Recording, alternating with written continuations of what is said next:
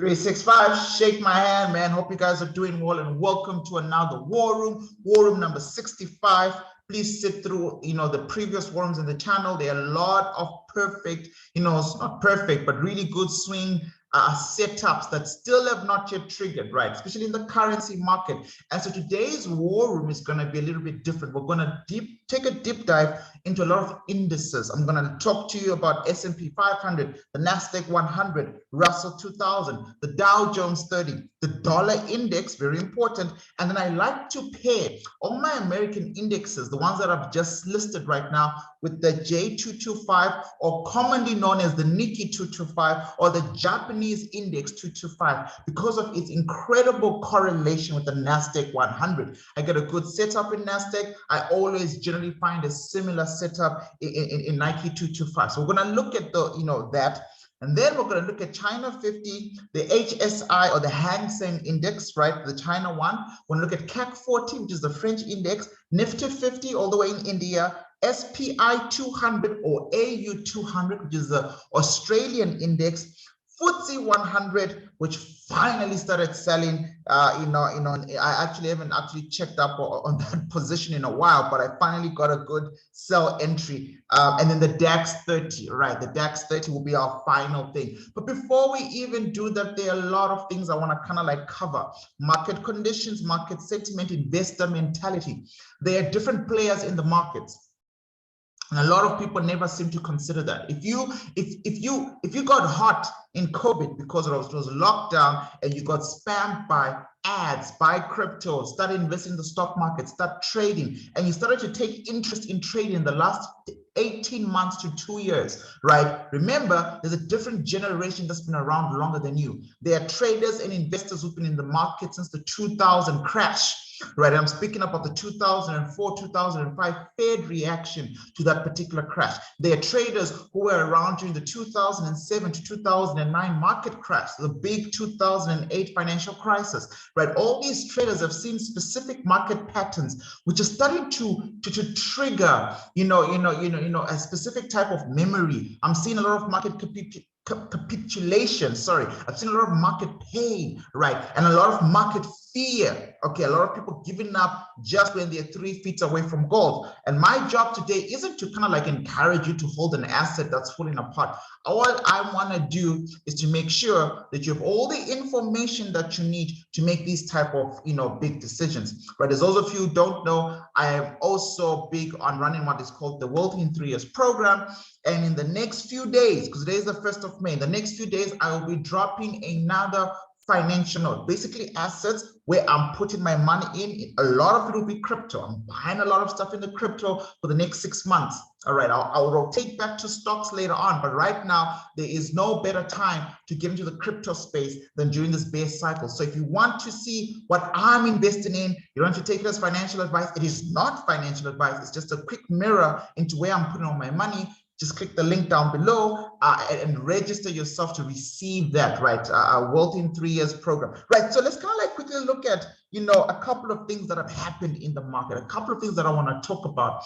And if you haven't saved this out loud to yourself, but you're a subscriber on the 365 page channel, potentially what you're doing is you keep planting a thought in your subconscious mind, but you're not cultivating that thought, right? So when I bring this up for you in my particular videos, I'm glad that you get to say it with me, and I hope you do right now, but I want you to know it is as effective as you cultivate it. You have to be doing this every day by yourself. So today I'm adding the next line to my big affirmation with you. But the first 2 little paragraphs should be very much ingrained in you. Every single time you wake up, every single time you go to sleep, every single time you're by yourself in the bathroom, during your tea break, affirm to your subconscious mind that you can do this stuff, that you are a good trader.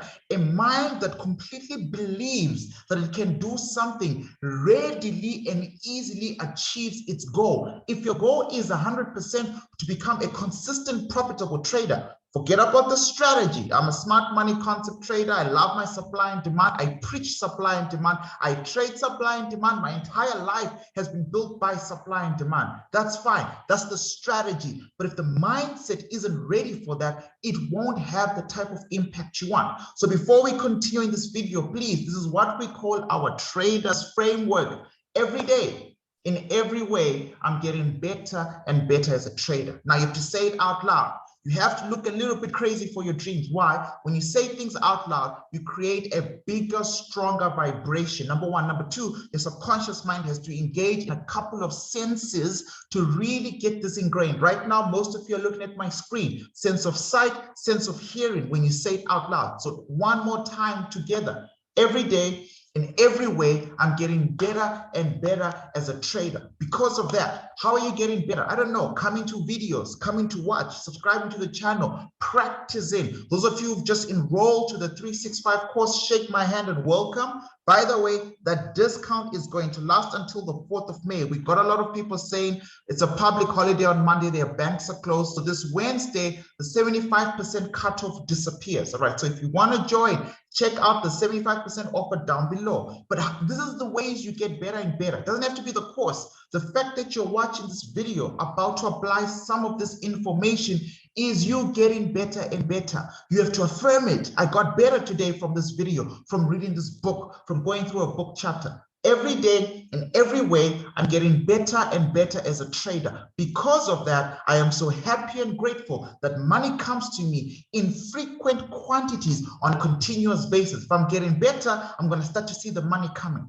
Right? The money doesn't come until you start to become better. You don't become better until you believe you're getting better. Now, I believe this is true because it has already happened.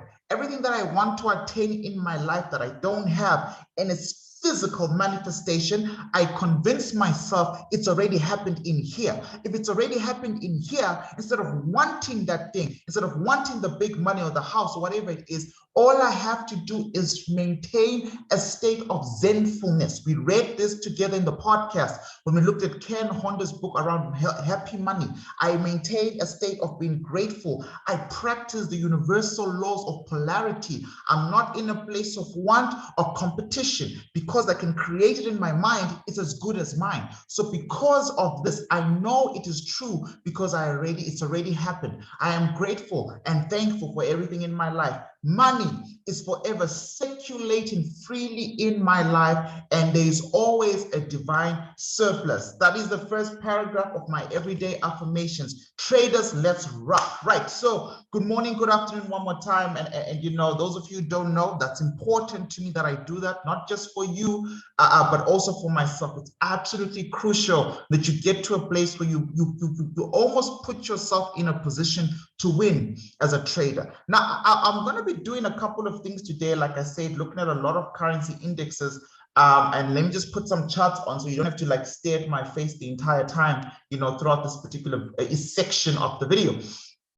And what I really want to do is look at this company indices, because I think a lot of things are about to happen in the markets, but maybe to help those of you who are new in the market space, those of you who are arriving in the last 2 years in the market space, 2 years, I mean, you have to think about it. If you bumped into someone, maybe me, I stopped running Facebook ads. It's been about a year now, or even 18 months.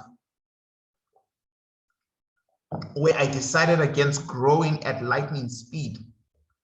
You know, fundamentally, I want to grow organically. I want people to recommend 365. And so people who enroll, generally speaking, I'll get another message, or my team will get another message, or we saw your videos, we saw so-and-so told me about this, and so we thought we should join. And for me, that's better, you know, quality over quantity right now. And so if you joined in 2020, during COVID, there was a lot of marketing around financial markets done by every single Jack and Jill out there. Get into crypto, get into stocks, get into this, get into that.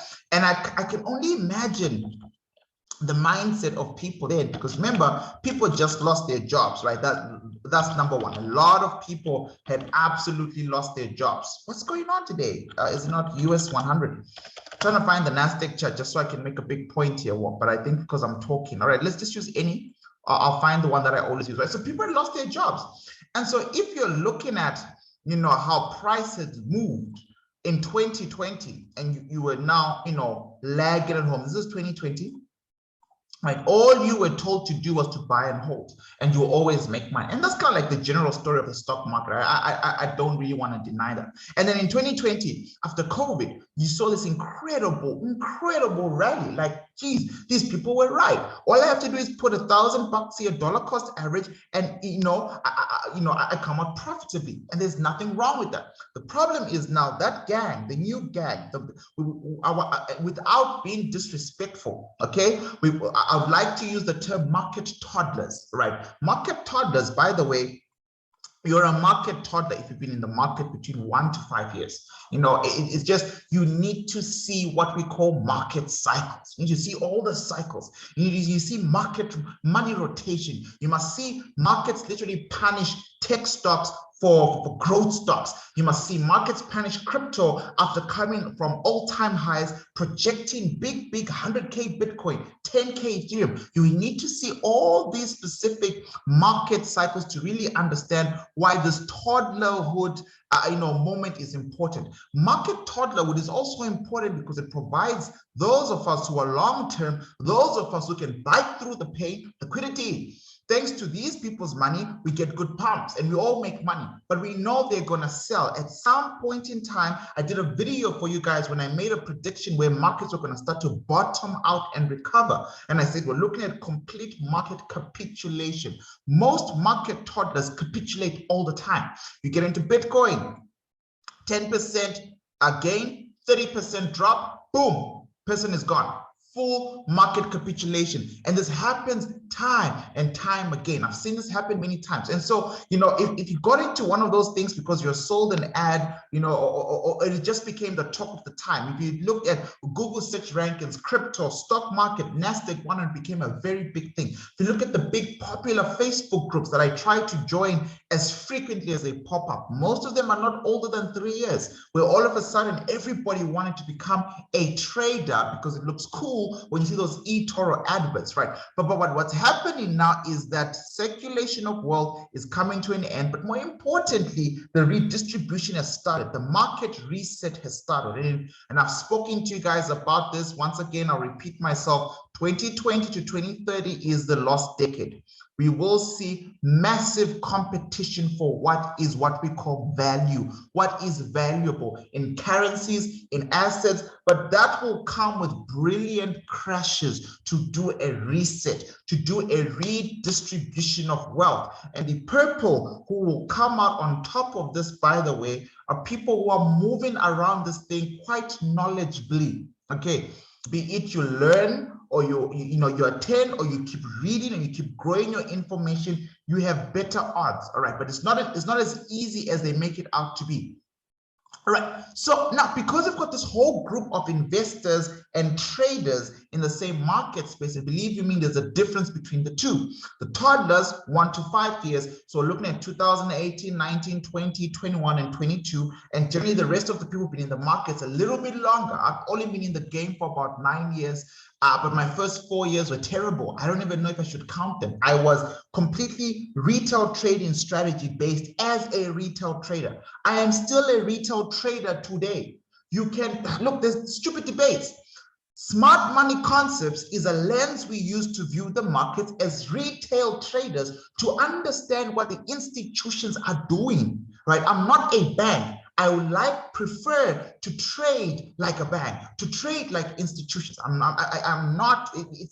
There are many things, right? Even my trading floor right here in Makanda, it is not an institution. We don't move the market. We might have big, good numbers, but we don't consider ourselves market institutional players. Yeah, we can be an institution in the local context of the town I'm in the local national context of the country I'm in, but for the most part, we are retail traders who are just applying very clean smart money concepts to understand, right, what smart money is doing so that we can do what they're doing to trade like them. And that's what we teach here at 365.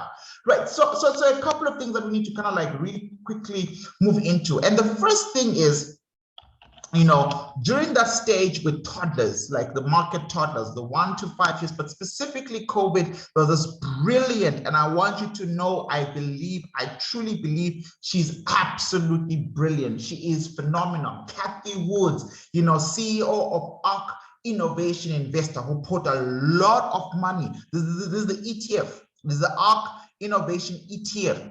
And her play was don't bet against America, which is perfectly fine. Don't bet against innovation, which is absolutely great. Don't bet against crypto. Don't bet against everything that you'll find in the NASDAQ, in things like Tesla, etc., etc. She is pro-innovation, and she believes this is where the most money will be made in the next 5 to 10 years. And for the most part, I agree with her. But for a lot of people, this is extremely demotivation. The ETF has underperformed in the last year. All right, it's almost linked to the actual coupling of the stock market, since stock market NASDAQ, by the way, started falling last year, not this year. I've covered that in many of our videos. We covered it last year. It's got everything to do with the Fed, everything to do with the FOMC. And by the way, on the 4th of May, we've got a big Federal Reserve meeting. I will stream that live for you guys on this particular channel. We'll be doing this together. So Wednesday, the 4th of May, don't forget to come to the channel at 8 p.m. South African time. Up until we get to the conference stuff, I'll talk to this a little bit later on into the video, but I will be running a live stream, on Wednesday, the 4th of May. But this is so, I guess, unfortunate for some futuristic perspective, right? That this ETF is underperformed. Kathy Woods is currently under a lot of fire, but that lady knows what she's talking about, right? So I'm not entirely surprised that this has tanked a bit, but for me, generally speaking, I love seeing good buy opportunities, right? But right now, we'll be looking at an ETF that's 70% down. And this represents, to be honest with you, the mood of a lot of retail traders, number one, right? The mood of a lot of toddler investors in the 1 to 5 year gains, who, if you started buying stocks in 2020, if you bought this ETF, and many other stocks, shares, whatever it is that you bought in 2020, somewhere there, you can imagine you're down 70%. Now, if you don't understand market cycles, there is going to be a lot of market capitulation. You're going to keep selling up. I might as well save the last 10% of my money than lose all of it. And that's understandable. No one is going to blame me for that. But this is kind of like the backstory behind what's happening. ETFs are down. Tech stocks are down. Most things are down. Crypto is down. There's almost like a never ending. If we go back to the NASDAQ chart, you will see again, there literally has never been. I said through this yesterday.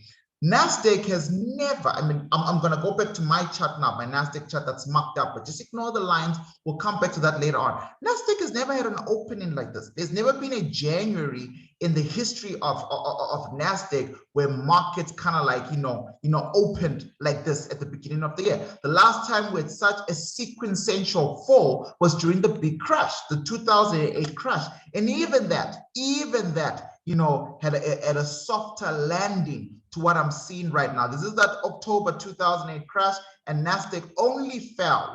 Look at this. Look at this. Nowhere close to being as drastic as the current fall right now. I just want to quickly extend my information line, right? We're not going to get an exact mark, right? This is incredible. This is absolutely incredible. This was the biggest fall, but this was towards the end of the financial quarter. Please note, the crash starts in September, August, all the way into the end of the year. And this was a nice clean sweep, right? Like a good 65, 70. Okay, there we go. Man, I apologize for the sensitivity of my mouse here. When my son uses my trading desk, I have to adjust it for him, and I just didn't fix before the video. But there we go, right? An almost complete write-off, right? A complete, almost complete write-off, really returning back to these opening lows here on the NASDAQ, and then a clean market recovery since then. And a lot of people are scared that's what's about to happen on the NASDAQ. And we're going to actually talk about a lot of these indices today, right? Which is the point of the video. But right now, I'm simply saying it's incredibly been a difficult time in the market. Now, at the beginning of the year, I told you guys that, look, when we're talking about a bear market, we want you expect a 20% or more. To call it a bear market and a crash, right? You want 20%, you want the asset, or the asset has to fall 20% or more for it to be then deemed that. And then all of a sudden, you know, panic, worry can almost kind of like start to take over, right? Because then, and that's what happened, right? We marked out these levels in February, January, earlier on this year, about, you know, the type of fall that the Nasdaq had from some time last year, December, into rolling into this year. I can't actually see the wick, you know, the highest point on this particular chart, based on the fact that I've got a lot of lines here. So let me just quickly see if I can zoom in a little bit, then I can show it to you.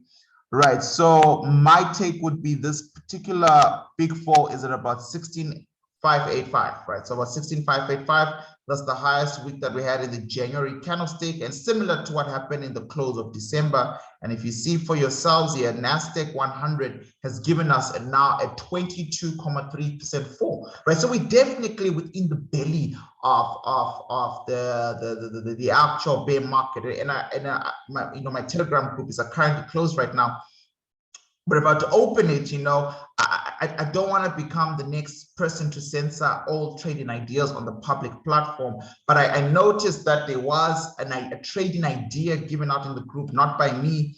And that's particularly fine. You know, whoever gives out ideas, as long as you can back them up. And those of you who are taking signals left, right, and center, take them with knowledge, right? Take them with understanding of what that particular trader sees, including me.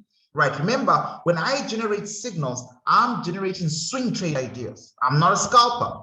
I'm not trying to time the market. I hate that kind of stuff. I'm not trying to be in the market for a few minutes to seconds. I'm not going to over risk to make money on one 15-minute candlestick. That's just, for me, that's not trading. That's not how I trade. There are many traders who trade like that and are very good at it. That's just definitely not me. I am too busy with too many other things going on for me to kind of like scalp the market. I like to position myself in the market. I like to build my positions in the market, and I like to have a consistent trend backing up my supply and demand analysis.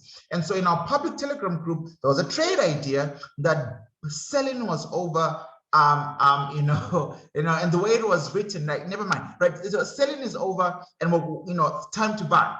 And I don't mind, you know, stuff like that. And by the way, when this was given, this is what the charts look like on the daily time frame. I remember this like it was yesterday in our 365 Traders War Room public Telegram group. Our markets had just broken a demand. Guys, when markets break a demand, I've said this time and time again inside the channel that this is not a coincidence. This red zone that I've just marked red, which was previously green, it was previously green because it was a market. In fact, we should have been buying a lot here. In fact, I thought this was going to be a perfect buy zone a couple of weeks ago. This was the big 4th of March market recovery. A lot of things have changed since then.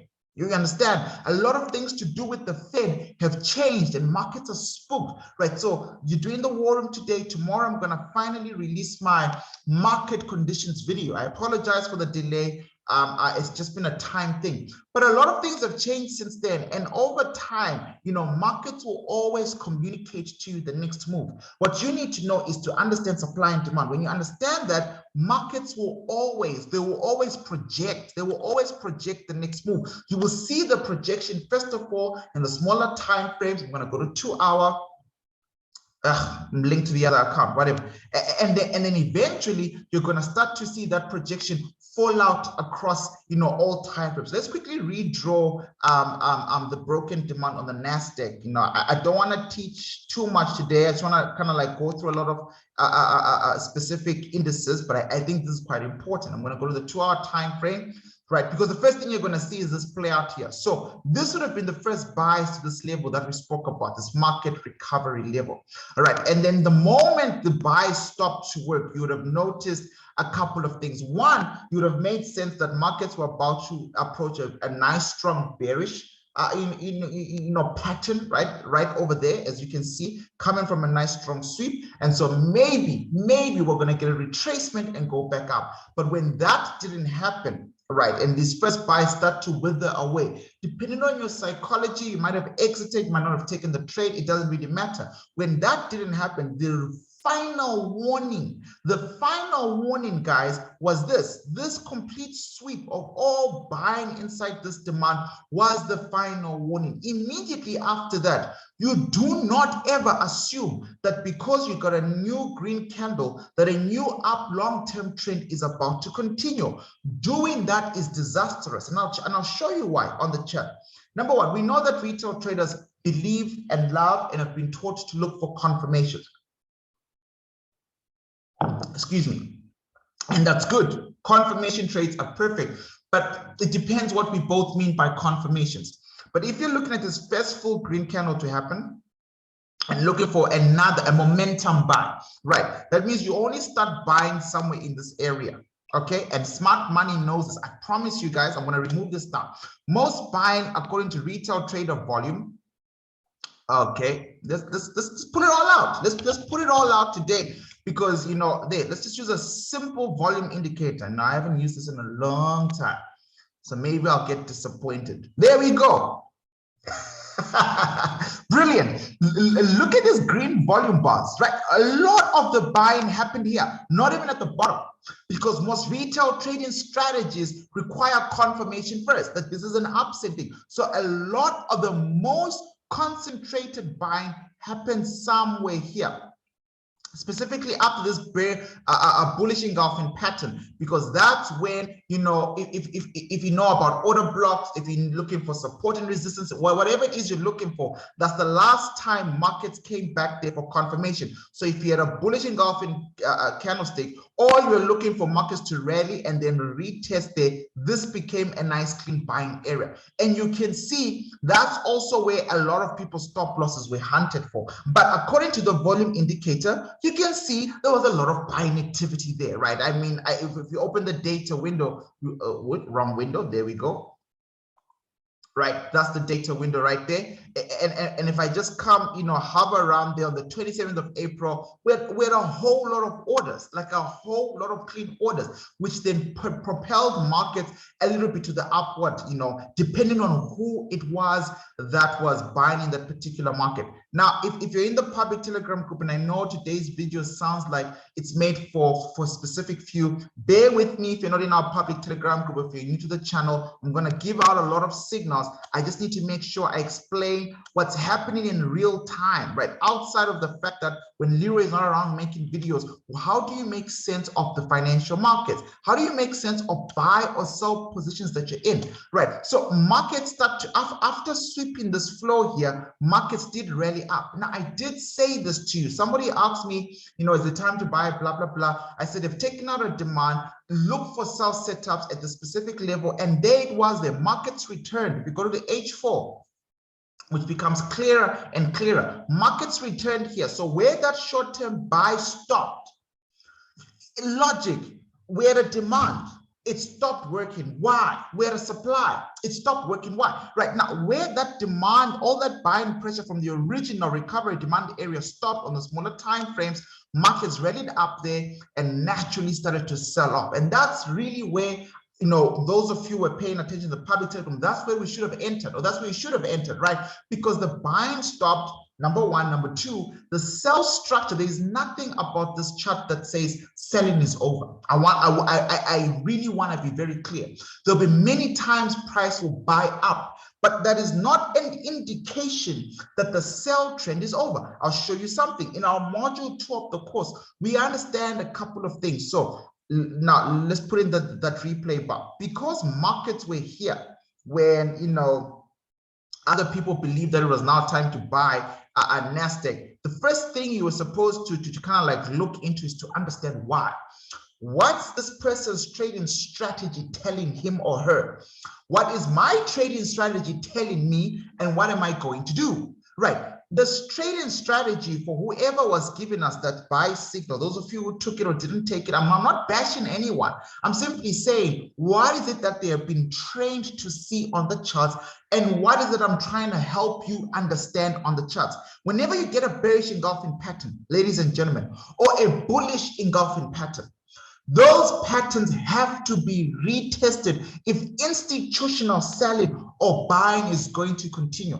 So those of you who were told to buy and that selling is over somewhere down here, the buying makes no sense to me because it is not clustered, it is not nested in a valid demand. That's number one. I want you to know this about me. The only valid demand that existed once upon a time was here, outside of a bearish structure. So even if we look left, it doesn't matter how many demands you show me on the left. I don't care for them anymore because they're inside a channel, an upward channel that has now been broken and invalidated. All right. So if I'm going to react to a demand, it has to be a demand outside the channel. It has to be something that looks like a V-shaped recovery, like what we had here. But even what we had here has now been broken. So I would not, that's rule number one. That is why I would not have been naturally excited about the idea to even begin to buy. What am I buying? Where am I buying from? I only buy at demands. I only sell at supplies. I need multiple time frame confluence at those demands and at those supplies. I have rules to my trading. Now, I can't buy down here, even if someone tells me to, because it makes no sense. But what is their trading strategy telling them? Right. So the memo in the group was, absolutely, we're done with selling, we're buying all the way up and all these fancy arrows where markets were going to go, and price stopped there. So markets start to buy. So now my trading strategy tells me that if there is a bearish engulfing pattern right there, we now have a fresh area of value. And for obviously, for price to get here, somebody has to buy. It never will be me. I will never use my capital to pump the markets for a bigger move that's going to go against the markets. Now, some people might have seen this is a time to buy forever as their directions were, and that's particularly fine. You know, maybe that's what markets are going to do this week. I don't know. But for my trading strategy at that moment in time, when I put that out to say, I just want to be responsible as the owner of this group, I don't see long-term buys, but each to their own, because I'm not here to give anyone financial advice. What I'm looking at from my trading strategy is there has to be some green candles to retest the sell setup. Why is this a powerful sell setup? Oh, it just took out a demand. That means there was an imbalance in price. That means there were more sellers than buyers in the market. Well, if I look at the trend, where is this momentum coming from? Well, it's been a seller's market since the beginning of the year. I am not Moses. I'm a retail trader. I don't get to dictate to the market when price is going to fall. My video tomorrow will explain to you the fundamentals, the market sentiments, why on earth indices are falling and might actually continue to fall. You really should check it out. But right now, from a technical analysis, there's still enough information to make a good trading decision. I'm going to get to the war room part right now. Right. So if you watch how markets played off from about Wednesday, I'm making this today Sunday. So from about Wednesday and Thursday and Friday, you will then realize that this is the warning I was trying to give, but more, it's not like I was right type of video. It's more to teach you how to foresee the future, right? So the next day, where all those big buyers were hedged up, markets rallied into that zone. And now, and the reason for that, like I've said, is because that was a valid supply. And for a valid supply to even be more valid, you need markets to rally to take it, and sellers, the smart sellers, waiting to do that. Now, look at what's happened now. I'm going to remove the first yellow zone that I put in there for you. I'm going to put in a new one that was triggered when we started selling against the people who were buying. And that's all trading is. Some people want to buy the same thing that other people want to sell. One of you is always right and the other one is always wrong. It's a zero-sum game. It just depends on your perception of the markets and how you view it. Now, markets have done the same thing, in my humble opinion. They've created another bearish engulfing pattern inside another bearish engulfing pattern. Historically, that's like, when you get short, by one or two companies, and then more companies keep adding shorts. It's more like momentum selling historically. It's like when a supply zone puts a bandage on top of a supply zone to reinforce that. In my mind, I've got two supply zones that have not been broken. Would I be surprised if Monday or Tuesday we get a little bit of buying into this area? I would not. Would I be buying? No, I would not. In fact, I would argue that the buying is probably not going to go past, 13,200, 13,300 max, and we're going to see more downside in the Nasdaq. And if other people believe I'm wrong and this thing goes all the way up, then hip hip hooray for them. My stop loss will get hit, or I'll break even on time, or I'll close with the profits I've made right now. For a day trade, actually, this has been good money. Friday is notoriously known as a seller's day anyways. It's been really good money. If we take one more look back and we go out and view ourselves to the bigger time frame picture, you can see you've got the same idea playing out. Price is fractal. Fractality speaks about the same mechanisms of supply and demand happening across different time frames, pulled and joined together by a golden thread, which is what we refer to as multiple time frame analysis at 365. You've got a bearish engulfing candle right down the monthly chart of Nasdaq, and now you've got a new one right here. All these are PCP's downward momentum prices. I want to say this because I said it in January. Somebody literally posted and commented on my post on the 365 page, and I'm so happy they did because I took a screenshot and they called me crazy. So I want to sound crazy again. There is nothing wrong with Nasdaq coming all the way down here. It's not impossible. There is also nothing wrong by the end of the year seeing Nasdaq somewhere down here.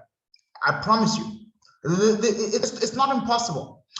It's not something I wish to happen. I'm not invested in this market. I don't care if it goes up or down. If it's going down, I just need to know the direction. I make money when it sells. I make money when it goes up. But this is normal for markets. The Nasdaq, ladies and gentlemen, is long overdue for a correction. This has actually been caused and escalated by the Fed, by the tightening of monetary policy, by the potential rug pull, by the hiking of interest rates, which we'll talk about in tomorrow's video. But it is fundamentally normal. Now, those of you who don't know this, just some quick facts.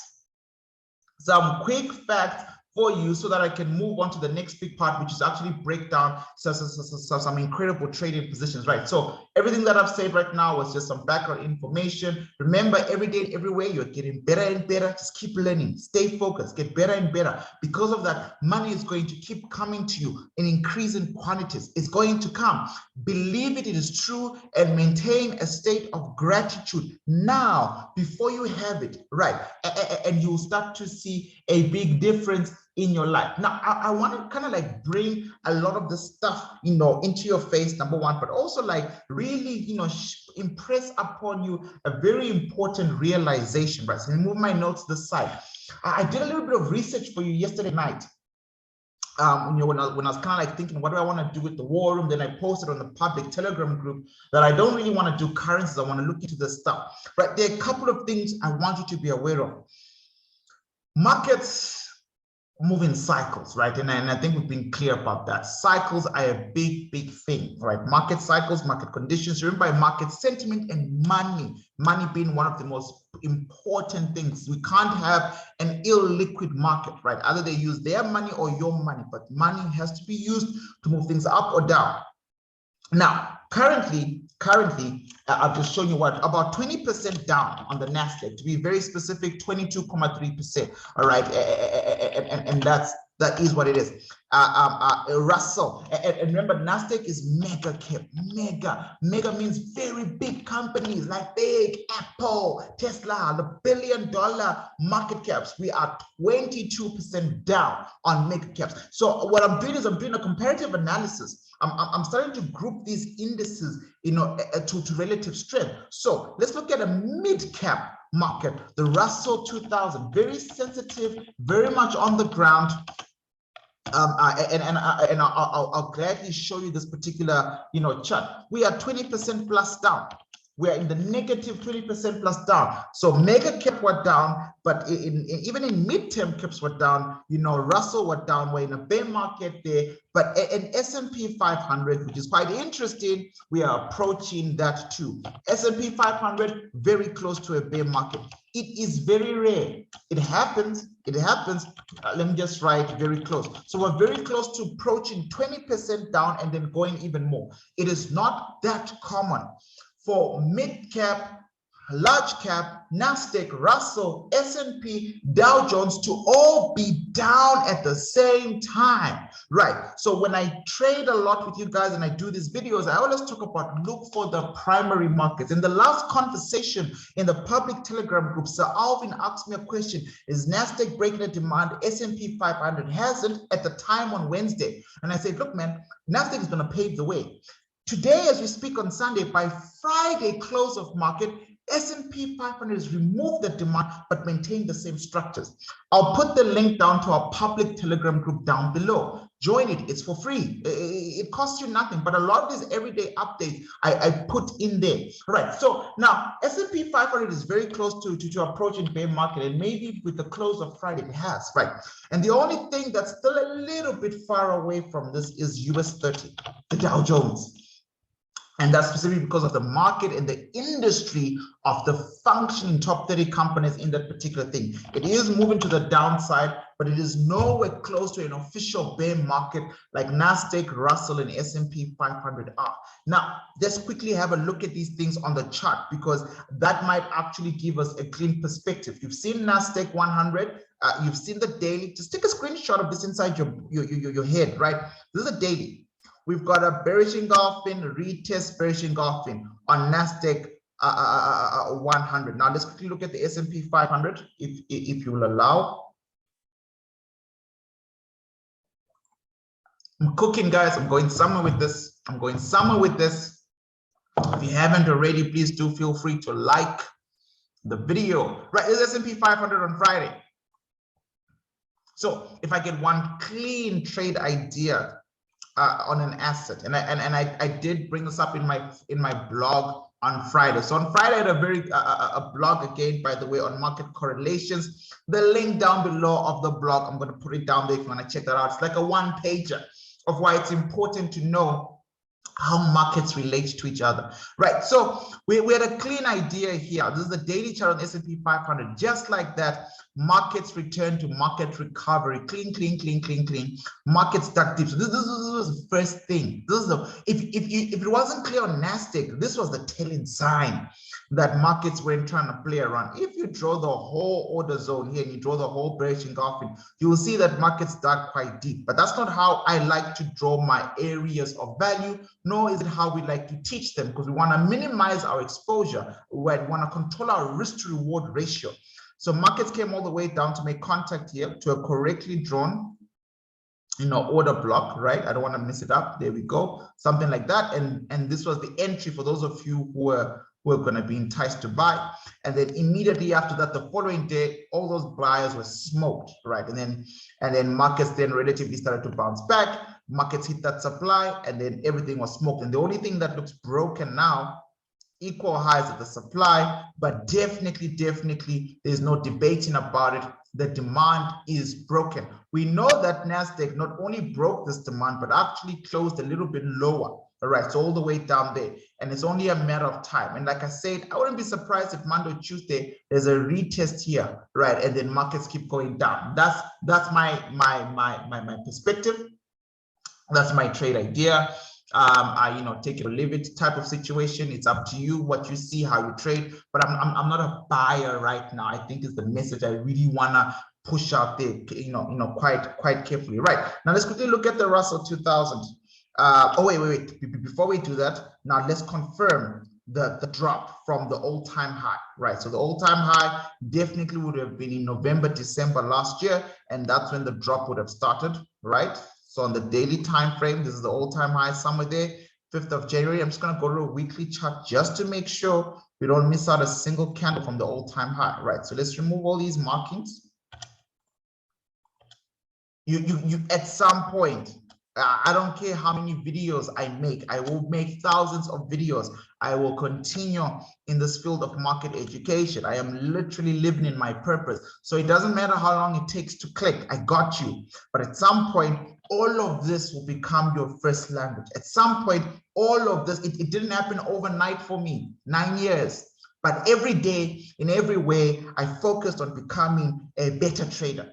I lost along the way, but I wanted to make sure that my knowledge gain, experience gain, trading gain grew all right, because there was gold at the end of that, you know, particular tunnel, and I understood that from the get-go, right? So don't worry about this is too much information. No, none of that. You are learning, right? So let's check this out. So this is the drop now since all-time highs on S&P 500. You can see, you know, we've only done about 14%.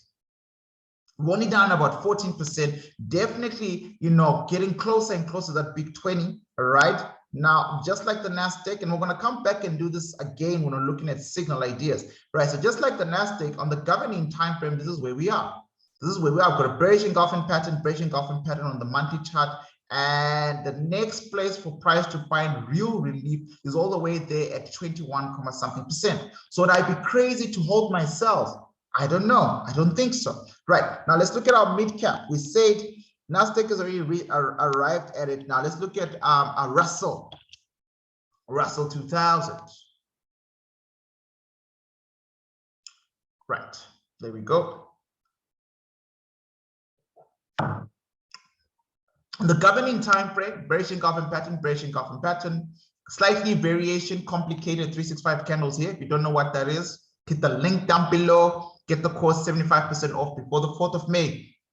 You have to know the different types of order blocks, the different types of supplies and demands. I'm going to go to the daily time frame real quick. And on the daily time frame, and I did a video telling you guys that these small mid-cap markets are more sensitive, and because they're more sensitive, you actually get, you know, some type of clarity. I promise you, the videos on the channel, I'll figure out what the title is, and I'm going to put it up here somewhere. All right, the videos on the channel, and I'm going to put it up here. The video to watch where I was making that prediction of when markets are going to recover. I'm going to put up, just click somewhere here. Russell video, right? Market. I just want to make notes for you guys, right? And the reason for that is the market recovery was scheduled for the 14th and 15th of March. It's like a 30-day thing, you know, that I did, and I said to follow the Russell. The Russell will give you a clean indication of that. And if you look at the Russell, when markets arrived here, they seemingly arrived a little bit early and broke through a whole lot faster than NASDAQ, definitely a whole lot earlier and faster than the S&P 500. Excuse me, this demand was broken on the 25th of April, first on the Russell. And price then continued to create this bearish. So unlike the other charts, the NASDAQ has a bearish engulfing pattern on top of the demand it's trying to break. The Russell slides through, breaks it, and then has a retest on the other side of that demand after it's been broken, right? So if you're a support and resistance trader, this is probably what you've been taught to see, right? Something like this. Can I get it down for my brothers, right? So this is kind of like what you're kind of like seeing, right? And if that's how you want to view the markets, that's fine. I just want to make sure that, you know, supply and demand traders, you know, understand that the destruction of this particular area of value happened first, right? Like I say, mid-cap indices, mid-cap stocks are more sensitive and they're very foretelling. Now, this is also dropping. Now, I'm going to go back to the weekly time frame and the governing time frame. We're going to just quickly calculate together how far this thing is, right? So all-time high was on the 1st of November, right? Where this thing started to fall first, recover first, fall first, break demand first. This is a chart you want to add to your watch list and keep looking at. Keep understanding the direction of price. I've said this before, I'm saying it again. Take it seriously, right? So I'm going to hit it from right at the top there, from its all-time high, all the way to where price closed on Friday. And you can see we're about 24.3%. So we are in a deep bear market. I'm going to go to the governing time frame to see, you know, adjusted beliefs. And I can tell that markets are going, you know, quite far. This is 2020 levels. And if you go through my earlier videos in Jan, I said I would not be surprised if markets come back to those COVID levels, because where those COVID levels were during those buy recoveries, there were a lot of buy orders that were unfilled. And a supply and demand trader knows that in front of you, TradeView, on your broker's platform, you're looking at candlesticks, and these are filled orders. Filled orders don't make us money. Unfilled orders, the identification of unfilled orders is what makes us money, and that's what we're kind of like we're running for and looking for here. So I do see, you know, a continued downtrend, but in any case, you know, I just do want to like just tell you guys a couple of things about price and not show it to you, right? It's absolutely important.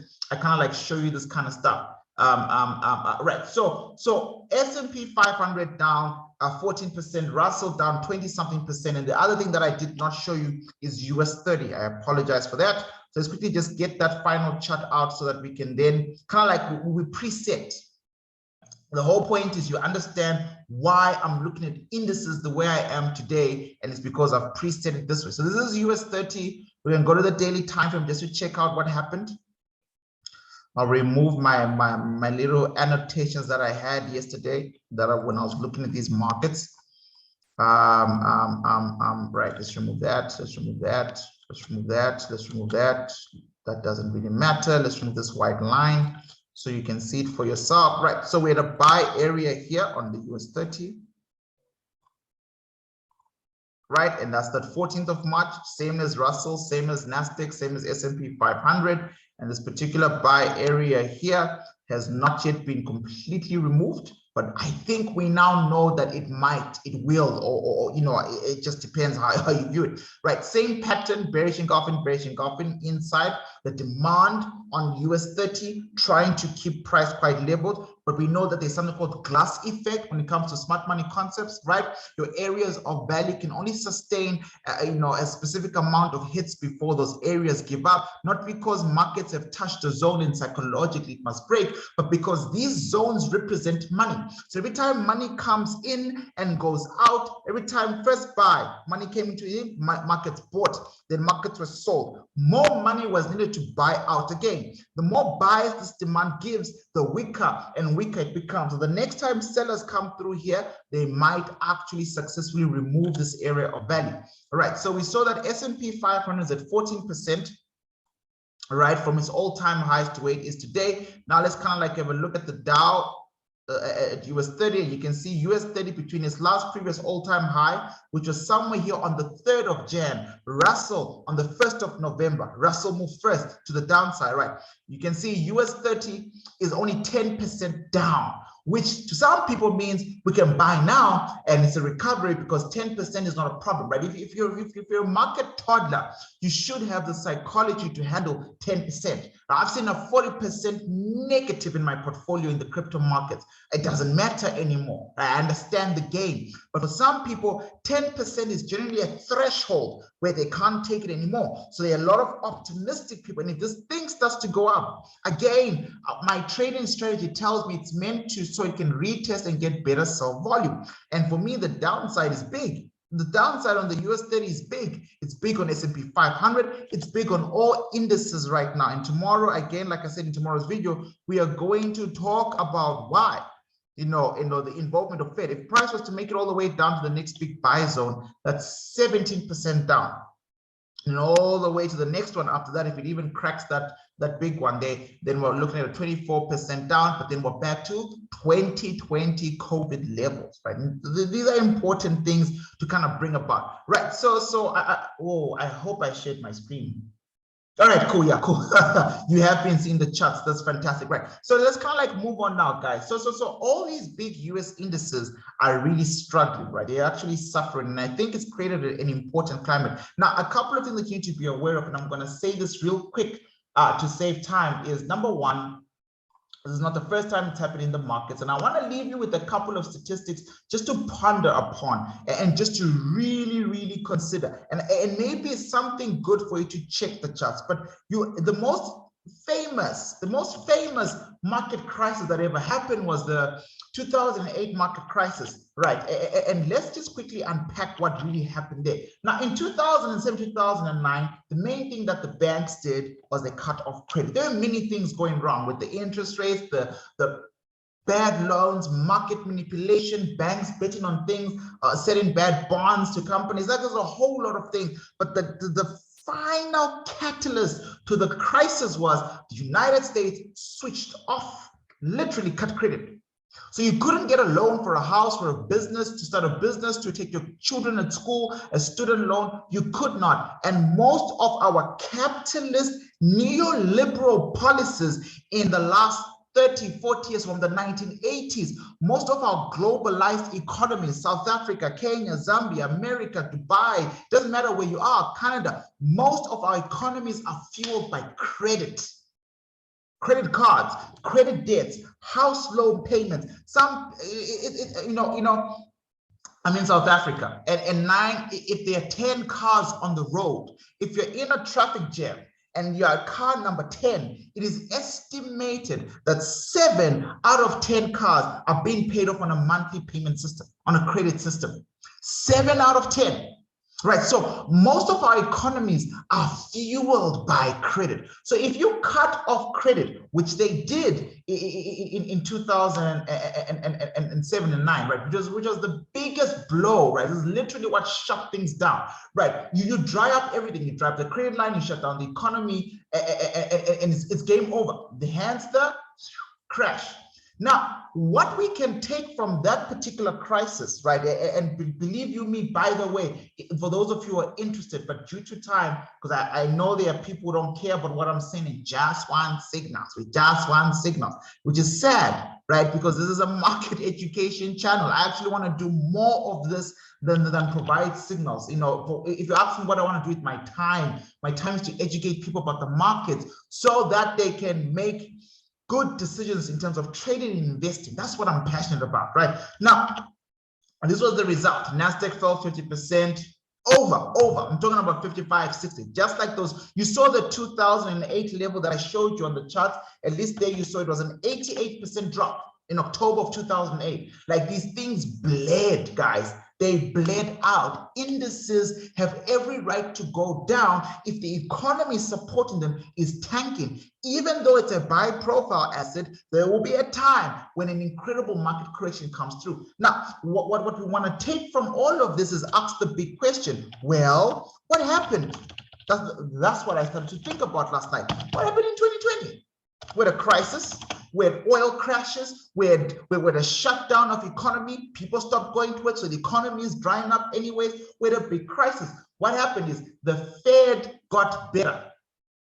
Debatable how you see that, right? But in terms of avoiding a 2008, the Fed knew they cannot crush liquidity. They cannot kill lines of credit. So instead of a credit crunch shutdown, the Fed printed more money than we've ever seen, number one, and gave it to a whole lot of people to stimulate the economy. So we don't want to have a 2008 crisis because of this COVID thing. So we're going to do the opposite. We're going to Keynes the market. Keynesianism is an economic policy where the state really intervenes in the market to manage the booms and bursts. And in this particular situation, they were trying to stimulate the economy by printing money, which I've covered a lot, QE, right? So QE came, and that meant that markets weren't going to crash the way they did. We had a lot of drops in January, February in 2020, but by March, with the biggest market recovery ever, right? And that's when we got those new toddlers, right? A lot of you who joined the academy, a lot of people who are joining trading across the world from different investors, all of them were catching that beautiful rally, right? Because of the direction that the banks took this time around. Now, that's fine.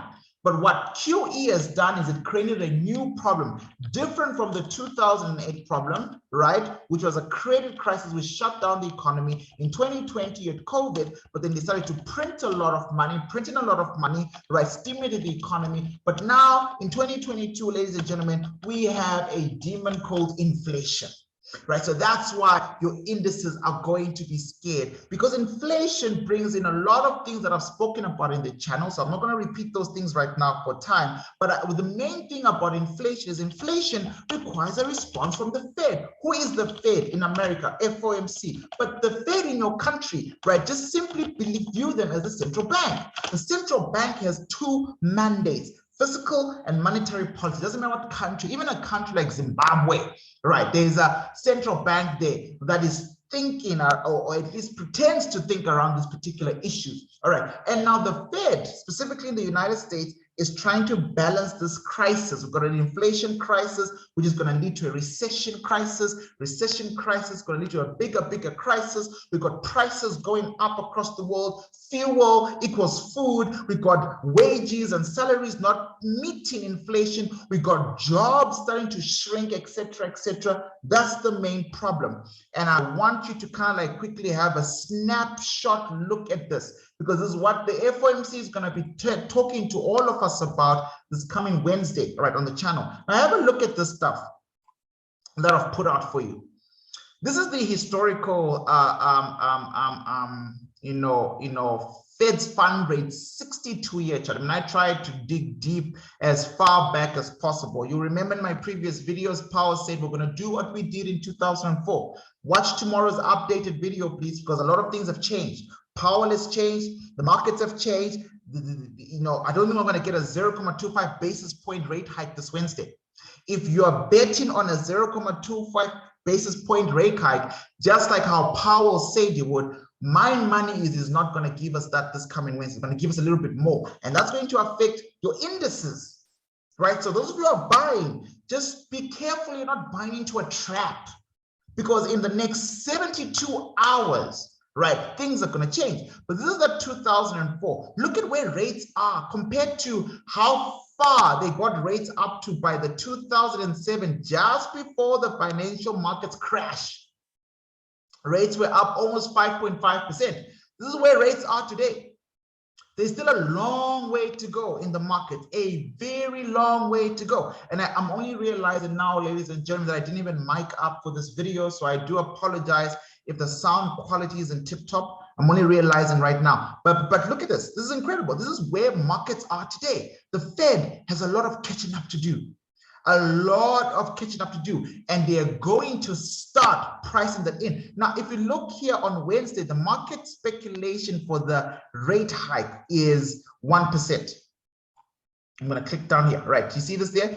Fed rates fund rate, market forecast is 1%. We got 0.25 in the last one, January, February, in March the 16th, which put the rate hike at about 0.50 in total, right? Because we only got 0.25. So for this forecast to hit and to be true, it means most market speculators are actually gunning for a 0.50 basis point rate hike, right? To push us from 0.50 of March into 1% of May, the 4th. Does that make sense? Let's quickly break this down as quickly as possible on the whiteboard. I really want you to be with me, right? I'm simply saying to you, interest rates were as low as they could, in America due to COVID and due to QE, they were very low. And then for the first time ever in March, right, the 16th this year, we got a 0.25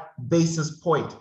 Which was kind of like predictable. We spoke about it on the channel, which put the interest rate at 50. So you'll see this 50%, which is correct. But now the forecast is saying we're going to get 1.something%, which means, technically speaking, markets are hoping to see a 0.50 basis point rate hike from Powell in the next 72 hours, which will put us at 1%, if that makes sense, right? But it's the same Powell who said he was going to go 0.25 probably until August, because that's when he believed inflation was going to peak. And the question is, well, Leroy, what's changed since then? And that's what tomorrow's video is going to cover, right? Well, I do believe it's going to be a rug pull, and I do believe that markets know it. I don't know if you know it, but I think markets do know it. And because markets know it, markets to me have been selling off in preparation for that. We call that markets pricing in everything. The rug pull to me looks like it's already been priced in. All right, so that's what kind of like happened right there, what's kind of like going to happen. But I find this interesting. There's a lot of catching up here, right? So that's one chart I want to show you. Here's the second thing. This is the inflation. Month-to-month inflation rate, as updated as I could find it, including March of 2022, we're at 8.5%. It's completely high. This is outside the normal range. Now, let's make it relative. I looked at my YouTube channel and I saw that a lot of people are across the world, America, which we cover here, fantastic, Dubai. I didn't do that. It's still a small group, but look, let's compare American inflation rates with African countries, right? So this is 8.5% in America and South Africa, right? Inflation rate is sitting about 5.9%. But what I want you to focus on, folks, is not just the numbers. Please focus on the gradual increase or the gradual decrease in this chart. Does that make sense? Focus on what the latest inflation rate is today, but where price is coming from, right? So we can say, for example, in the United States, inflation is getting worse and worse. Why? Well, when we look very carefully, let's start from December last year into January. Inflation was already at 7%. It was already crazy. They're talking about tapering by November to reduce 7%. They wanted to get it back to about 2 to 4%. It was 7% in December, 7.5 in Jan, 7.9 in Feb, and last month, March, or today is the 1st of May, so in the last month of data was 8.5. Now we're going to get the FOMC to tell us what happened in April, right? So inflation has been getting terrible. It's been going more and more. And South Africa is currently at 5.9. But last month, this is January, this is February. So March is 5.9. The month before that, it was a flat rate of 5.7, which matched January. And previously in December, it was 5.9. So South Africa has this range, it seems to me. Right, if I look at the peaks from December to now, right, and before that, okay, right, you really want this thing to be down at 4%-ish, right? Fine. Look at Botswana's inflation sitting at 10%, but we can say it's slowly but hopefully starting to kind of drop a bit from the 10.6 highs, from January. You really want to take it back down here. If you can't get to 6.2, you want to take it at this medium low of about 8%, which seems to be where it was the whole of last year. Right, this is Botswana, excuse me, right? And you can actually see how they are thinking through their pricing if you read these short paragraphs. Kenya's inflation has skyrocketed if you compare it to, December last year, but more specifically January, like December, 5.3, 5.39, and then boom, 6.47, right? So there's now a big problem. So my point is inflation is being felt everywhere, right? Zambia, right? This is why I say you want to compare. Look at this. Something about the Zambian economy and how it's been increasing its interest rate hikes, right? I don't know if it can stay down there, number one. But number two, how do you judge such data? Zambia has a history of terrible inflation, like 24%. So all the way down here to 11.5 is technically the lowest it's been in almost a year, but still quite high. What you want is for this downward gradient to kind of continue, right? So it's just kind of like a quick snapshot of how this inflation fear carries out and affects every single person's individual currencies. And more importantly, very, very, very, very, very important that traders and investors balance themselves out with the direction, I guess, of the global economy and understanding what's going to happen, right? So now back to the United States, right? So Powell believed there was going to be a peak in August, like we have right here in the whiteboard, where this inflation was going to get to 9% maybe and then stop. And then you start to see a drop. And that's what Powell's original plan, right? We get to 8.5%, which is where we are now, maybe to 9%. Then the following month, we go to 8, and then 7 point something, and then 6. And then by September-ish, he was then going to aggressively become more aggressive with the interest rate, right? But unfortunately, a lot of things have changed, like I've said, and all of a sudden, right, markets inflation has skyrocketed. A lot of traders and investors feel like 8.5 is a good place for markets to start to cool down in terms of inflation. I don't know. I don't think so. I'm not that invested in that particular decision. I really don't care. Fundamentally, I will only follow the data. So I'll be watching my CPIs and my PPIs, and I definitely encourage you to tune in live this particular Sunday. Now, those of you who are still around and watching, please do like. Let's now, with all this information, let's look at the 12 indices I've mapped out as quickly as possible, and we can call it a day, because you now understand the context, at least behind my trading ideas, which is important as a signal service provider, not market advice, just telling you the signals where I think price is going to go up or go down, and really sharing my trading plan. I am literally basing all my supply and demand levels based on what is going on in the market. Now, my favorite thing to do is to start off with the dollar. The dollar index, because it's done something incredible. The dollar has done something incredible, right? So I told you guys, Democrats will pump the dollar up, right? They always do. Give them one term, give them 2 terms, it don't matter. If you get a Democratic, price is going to find a demand and it's going to go crazy. Look at Biden. It's not an indication that Biden is a good president or his policies are awesome. I'm just simply showing you the flow of money. Now, on the daily time frame, we can clearly see that the DXY has taken out 2 supplies, folks. 2, not 1. There was a supply that it feels like we spoke about just 2 to 3 weeks ago, right? Literally feels like we spoke about this supply down here 2 to 3 weeks ago, and now all of this has been removed. Markets have cleared. If I was to reduce this boundary, this black boundary here, number 1, if I was to zoom in, you would see that according to my strategy and the way I like to trade my supply and demand levels, breaking of zones is important. This is when Trump became president. Republicans generally always start off in supplies. This is when COVID happened in 2020, where the dollar fell tremendously because money went into safe havens. And this is the dollar now today. After a nice long rally, we do no longer have a supply. We don't have a supply in place. There is no governing supply. Ladies and gentlemen, I want you to know this. I want you to hear me clearly. My thesis of dollar bulls, and I wish I was still holding that 1-year position, which I'm not, and that's okay, is done. There is no supply here. Any selling you see in the dollar index is a cool down period. It is not the beginning of a market reversal trend. Markets need to fall on the dollar a little bit so we can buy it up again. But there is nothing on this chart right now where price is here that screams supply. Now, naturally, that means a couple of things to me as a trader.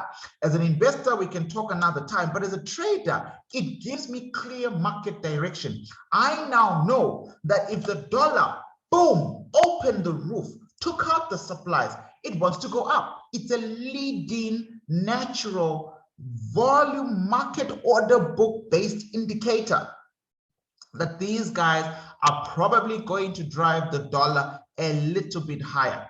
Inverse correlation for this, which we'll check out in a few minutes, would be looking at something like gold. If dollar is doing so well, gold probably is falling. All right, I haven't been trading the gold market in a while, but I'm pretty sure the last time I looked at it, I told you where it was going to stop buying and start selling. And if you sit and forget like me and you put a pen in order like me, you should be fine. You literally should be fine. But this is where I anticipate the next holistic target is for the dollar. On the monthly time frame, it's a very big time frame. I'm going to mark this yellow now. It's fresh, she's pretty, it could work. It really could get something going. But the long-term uptrend here is not broken. So now I'm going to go to the daily time frame and we're going to have a look.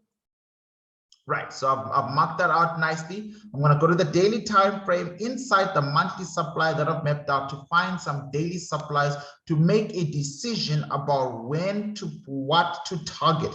Right, and really the target here is if I'm lucky to get a buy, we target when to get out. I'm not waiting for sales. I want to buy up. Right, because my thesis is the dollar is going to be strong for a while. If the dollar is strong, gold is falling. But if the dollar is strong, EURUSD is falling. But if the dollar is strong and EURUSD is falling, it means risk assets are falling, which means pound USD, EURUSD, NASDAQ, equities, stocks, Bitcoin have to fall. The link down below is a link to my blog to teach you or to show you at least how you have to think through these market correlations. The other link down below is a 75% discount to the entire course. So you understand how it is that I come to these ideas. Literally, I'm looking at my supply and demand levels. I'm seeing a NASDAQ demand breaking. I'm not going to buy because someone told me to buy. I'm going to look for sell setters, because if they break a demand, that is a basic indicator that they want to go down. So I'm not going to contradict smart money. I am, after all, just a retail trader. Why would I go against them? Right. So this is what the DXY demand supply story looks like. To me, this is the next big target for the next big dollar rally. Yes, I believe there's going to be a dollar rally soon. It doesn't have to happen on Wednesday when the FOMC is done talking. But I do believe what the FOMC is going to do on Wednesday might have a lot to do with it. A lot to do with the market's mood up until June. Right, so this is that whole monthly zone that we've just drawn here. And unfortunately, or fortunately, a little bit confusing. There's a slight small zone just outside the governing time frame, which is always annoying. There's this zone here, which has already done some work. There's this zone inside the zone there that is the freshest supply that I can see. And if you don't understand, let me zoom in so you can see better. I just want to put a line across that zone. So that I know, because again, I'm still a dollar bull, and it's been very profitable to be a dollar bull. It's been extremely profitable to be a euro bear. I told you guys that the first demand on the euro is going to break. I'm gonna go have a look, because if dollar is breaking supplies, euro is gonna break the demand. I told you guys. I said euro is gonna still be weak for a while, right? So I'm interested in a couple of. If I do a Kinihashi, it'll kick me out, but I would encourage all of you to switch these candles up into a Kinihashi just to see some serious confirmation. So this has done a good job. So this was for whoever was trading and setting a long time ago, right? That was the cleanest final supply inside a monthly supply, just clean market confluence that allowed you to break market structure, etc. I do concur that this is going to be a potential problem, which we'll deal with when the time comes. Right, but my interest lies somewhere here. My first interest lies somewhere there, but I'll need to switch to a Kinihashi, guys, and I feel like it'll just take forever, but let's just do it. Let's not rush. Those of you who need to go, you can pause and come back. By Monday morning, this video will have chapters. I understand, but I don't want to rob anyone by rushing. I don't want to rob myself of my own analysis by rushing. Right, so there we are there. Then let's do this. Go away.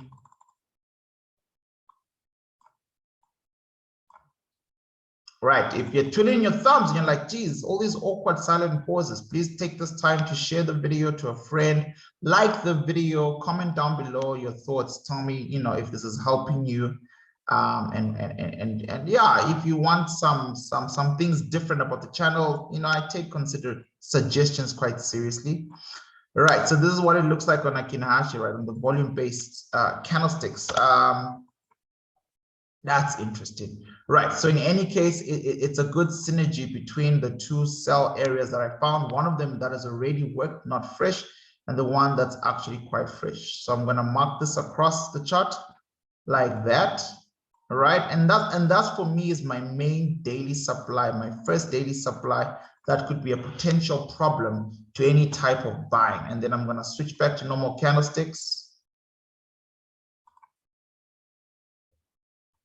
Right, and then now I now know that my next target for this whole thing is going to be 106, 107, and then you take it as it comes. Day traders, you know what to do. I did a market opening session many times. You mark up your 1 hour zones, blah blah zones, and you find some demands, and this is where you want to get out if you find some good demands. There's a PCP right here on the H4 time frame for the upside. The PCP can be confirmed with something as simple as a Fibonacci, right? So, you know, later swing low, later swing high, you can see that markets are dancing just above that 50% area. I would not buy there. I'm not crazy. I'm not a psychopath, but there are some psychopaths in the markets who actually make money for being psychopaths. This is better. This is great. There's better here, and then there's absolutely phenomenally great there. Take it one at a time. I remember I'm rushing because I want to look at indices. Euro USD just to make the point about market correlations.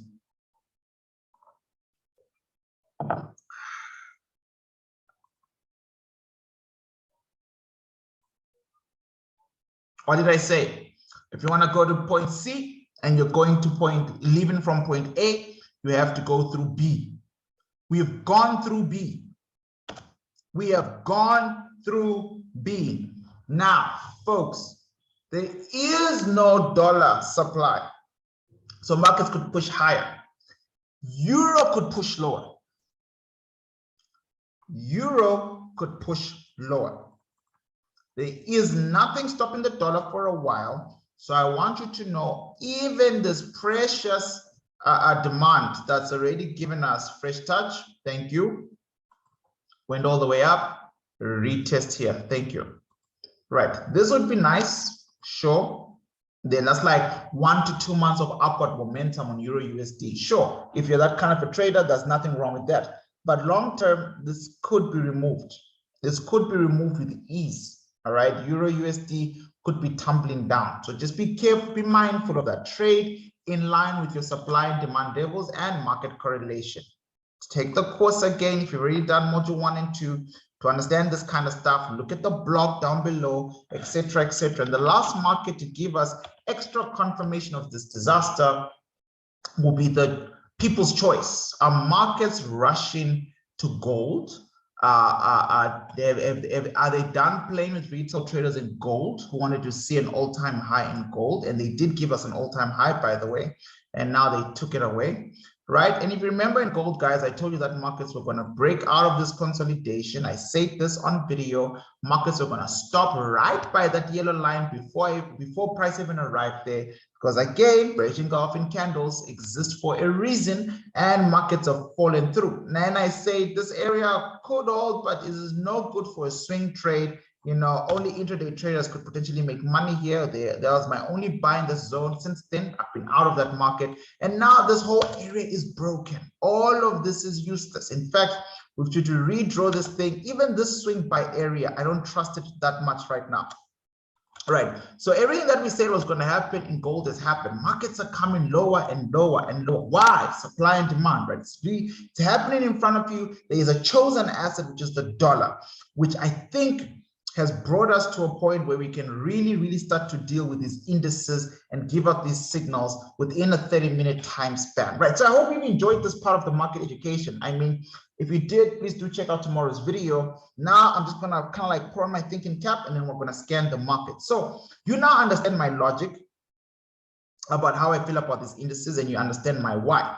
And so a lot of these markets, guys, I don't wanna lie to you, I'm looking to sell.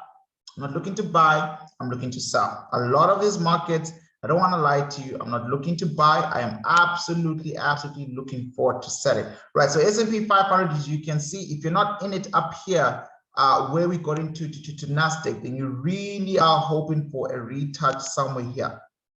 You're hoping for markets on Monday, Tuesday, or Wednesday to kind of like move up. When the FOMC speaks, guys, markets move crazy, right? So during the live session on Wednesday, I will not be trading. In fact, I like waiting for that sometimes to enter some positions, although some positions get triggered naturally because of my pending orders. But a lot of this stuff is going to dance anyways on Wednesday. All right. But I don't want to miss out an opportunity to try and sell where markets are right now. But I definitely don't want an opportunity to sell up here. This is where I will have a very good lot size, a healthy, scary swing holding lot size somewhere here. All right, just a nice a standard lot size.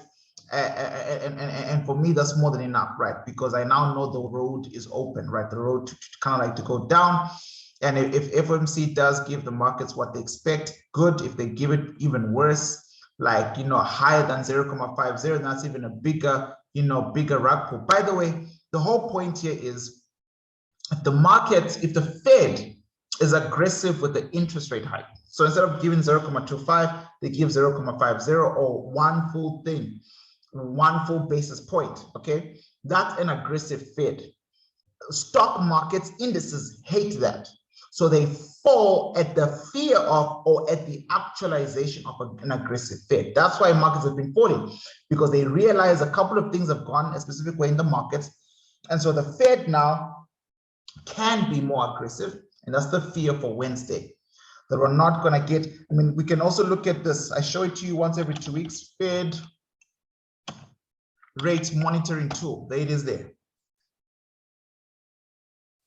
Then you just go to investing.com. You'll see, you'll see people voting. I haven't looked at it since the last time I looked at it with you, right, when I did this video. Right, so the Fed rate decision in 3 days' time. Keep your parade.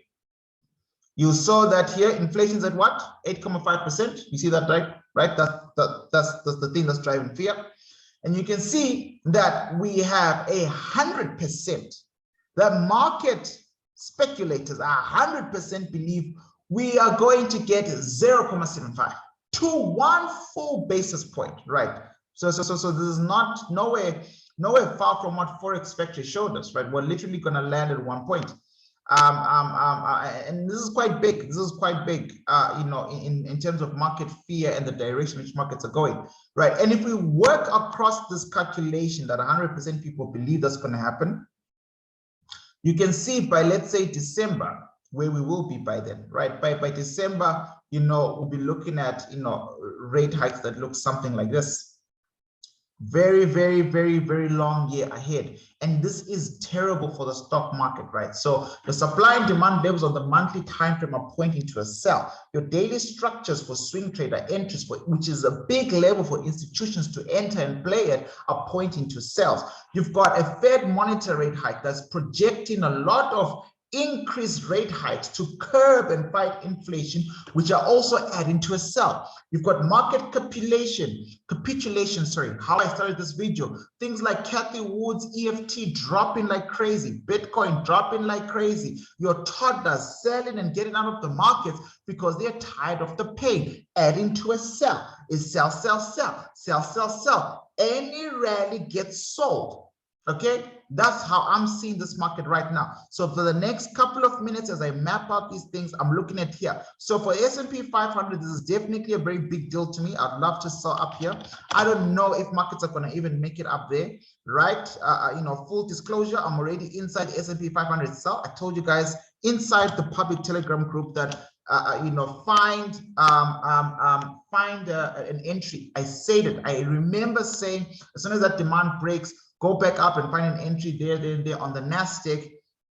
And I'm trying to impress upon all of you that when you have one good trade idea, and you understand which markets are linked to what, then you can translate that trade idea to other markets. It's a powerful thing to do. Obviously, if you're wrong on one market, you're going to be wrong on all three. But when you are right on all three or four or five, right? So I know the relationship between risk-sensitive assets and assets that are not risk sensitive, right? And that's something that I'm constantly just trying to keep aware of, right? So there are two sell positions here. This will probably be one of the most, you know, more immediate ones. And just so we're clear, if we can just quickly address it on the daily time frame, it actually looks like this, because the much more immediate area of value is that one, and the area of competition is nested inside that demand. You can see it's nested right there inside the demand. If I drop down to H4, it's going to look like this. You really should have caught this. I don't know what more you want me to do, but you know, I will keep doing it. I'll keep showing up if that's what I need to do to help all traders, as many traders as possible. I'll keep showing up. But that's a clean bearish engulfing pattern. That's a clean, you know, area of value. It's a clean risk to reward. It's just perfect, right? So break of market structure, change of current, whatever your other extra rules are in the market, whatever your after rules are in the market, it's literally where we are right now, right? So in the background, I'm just looking for a couple of pointers that I gave out in the public Telegram group. I hope I find it quickly. If I don't find it, I'll move on, but it's definitely somewhere in there. All right, for those of you who care or are paying attention, it's absolutely somewhere in there. All right, so oh yeah, and Twitter. You guys saw Twitter. You saw my last Twitter video. I'm still holding a sell. Everybody thought Twitter was going to be a big buy because you know the golden child is bought it, and that's not the case. It's absolutely not the case, right? So this is kind of like things you always need to think around how markets move and markets kind of like work, right? So I found it. I found, can I show you something real quick? On our public Telegram group, I had a brilliant question here. Is that Nasdaq demand still strong? It's not retested many times.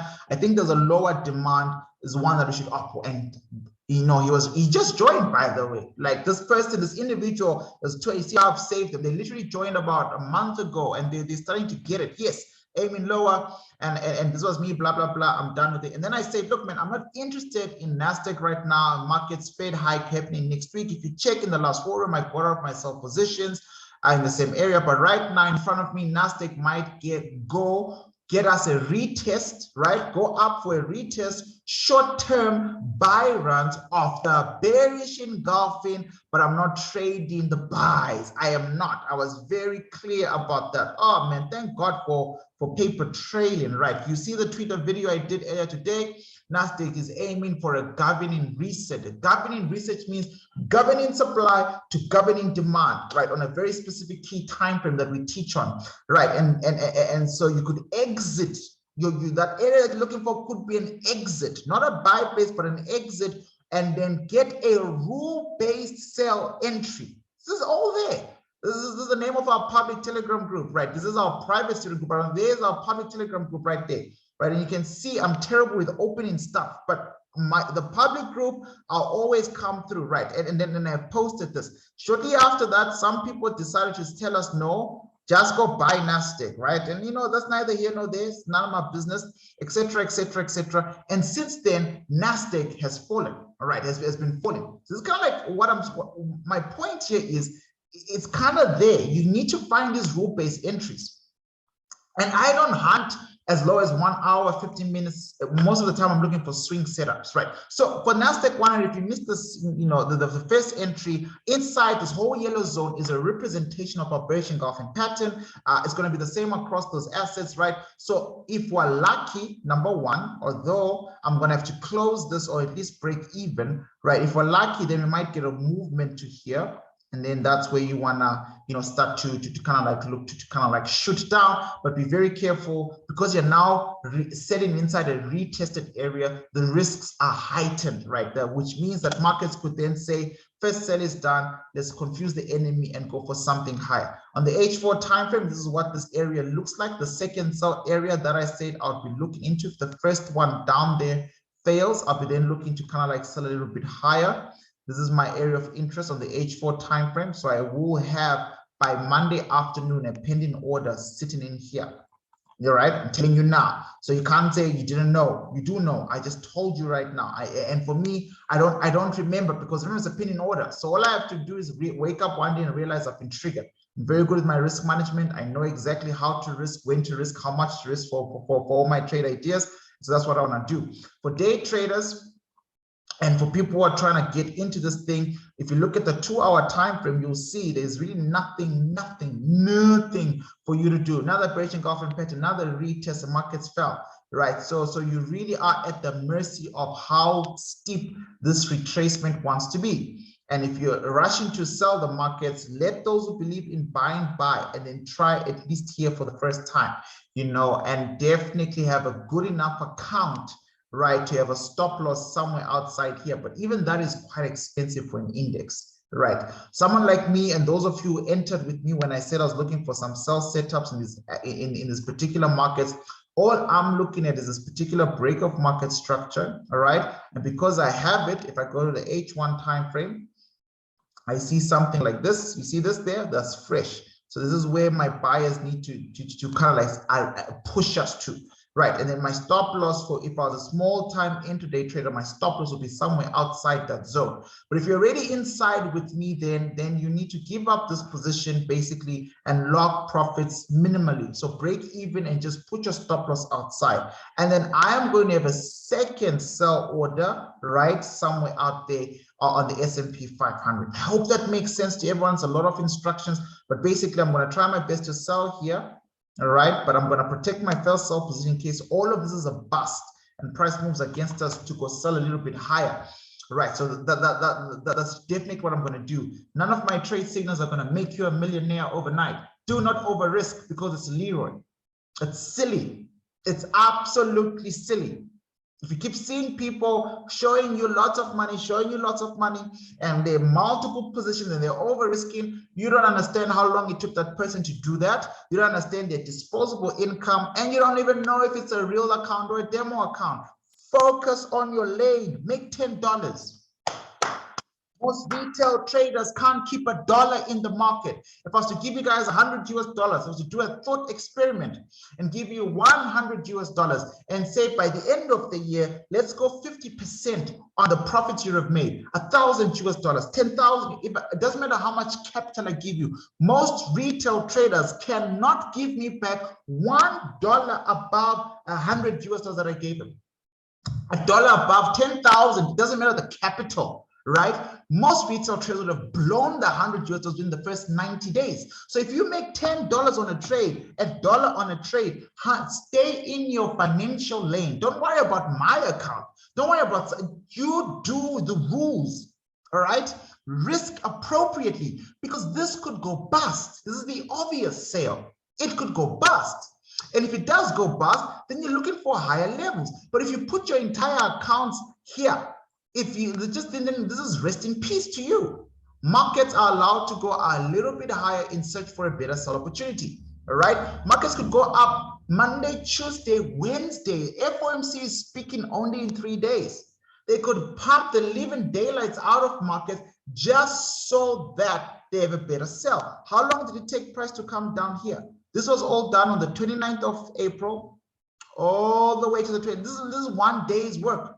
In fact, I am now almost certain that some of these sales might not work. Unless if you get enough panic in the markets where people are like, damn, FOMC is going to pull us, then that's good. So I'm going to risk a little bit there, but just bear that in mind. There's not a good place to kind of like sell. Then there is in-between supplies that I'm going to avoid. They could do well. I'm going to wait up here for confluence. All right, that's S&P 500 done. I'm not going to waste that much time on other assets now because of time. US 30, I'm going to flip it to the daily time frame. Right, so my deepest engulfing supplies look like that. That's a very big area for a small account. On the H4 time frame, I'm going to go a little bit down. Right, and then this is a good place to wait. 2 hour.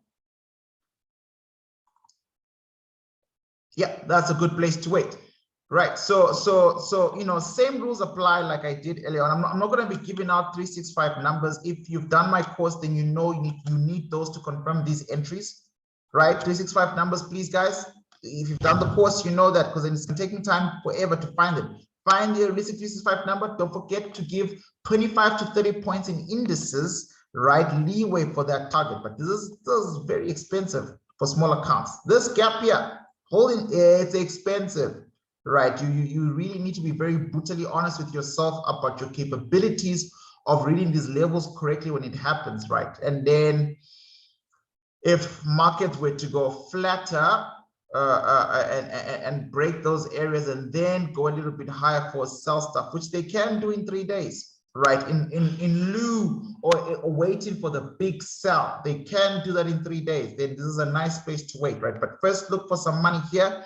If you don't get it, remember this daily demand has not yet been broken. It is the only one out of all those US assets that is lagging behind the most. 10% drop, not 20. Daily demand market recovery is still intact, not broken. So selling US 30 carries the highest risk compared to all the other, you know, assets, right? But then, you know, these are the 2 areas to target. If you go to the H4 time frame, that's a good zone. That's a good zone there, right? US 30 done and dusted.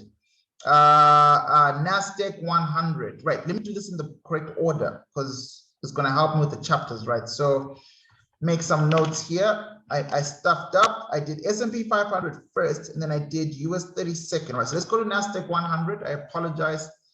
I'm doing the content and creating the content together, you know, but that's just how it is, right? So there's NASDAQ 100.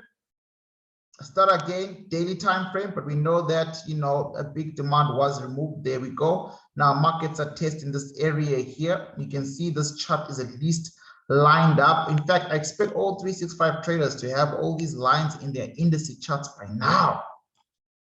What are you waiting for? You know, right? So let's keep it clean. That's the H4 time frame, 13,300. I like that level.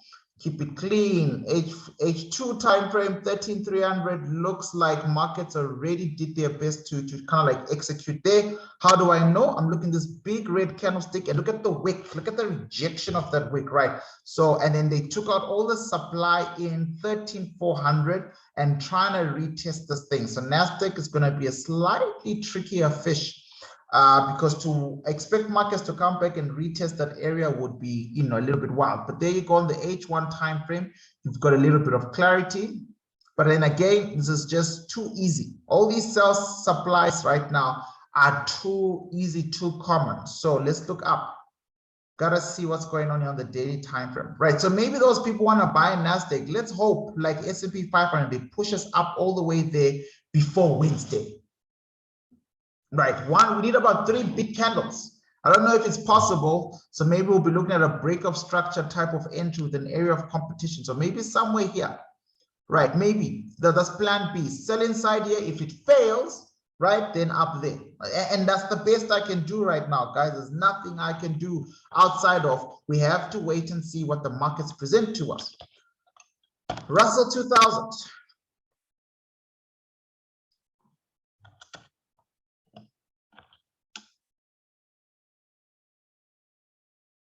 Come on, come on, come on, come on. Right, Russell 2000, you saw how far down we've gone here on this path. This is leading the way. I really like this circuit break here in the market. This is the daily time frame. I've already done the holistic big, you know, macro analysis, so I'm not going to waste your time with that. You know, clean break of the demand zone, right? So this is an obvious play. Good work, good work, good work. Watch out for it. And if it does not work, let's go to the H2 time frame. You don't want to get missed out on, right? So don't go too deep into the zone, just cover this whole thing. Remember 365 traders, those of you who've done the course, I just drew this way because we've got those people looking for support and resistance, right? That's not really how we would have drawn the zone accurately, just to be very clear. All right, so what we do have, however, is supplies here.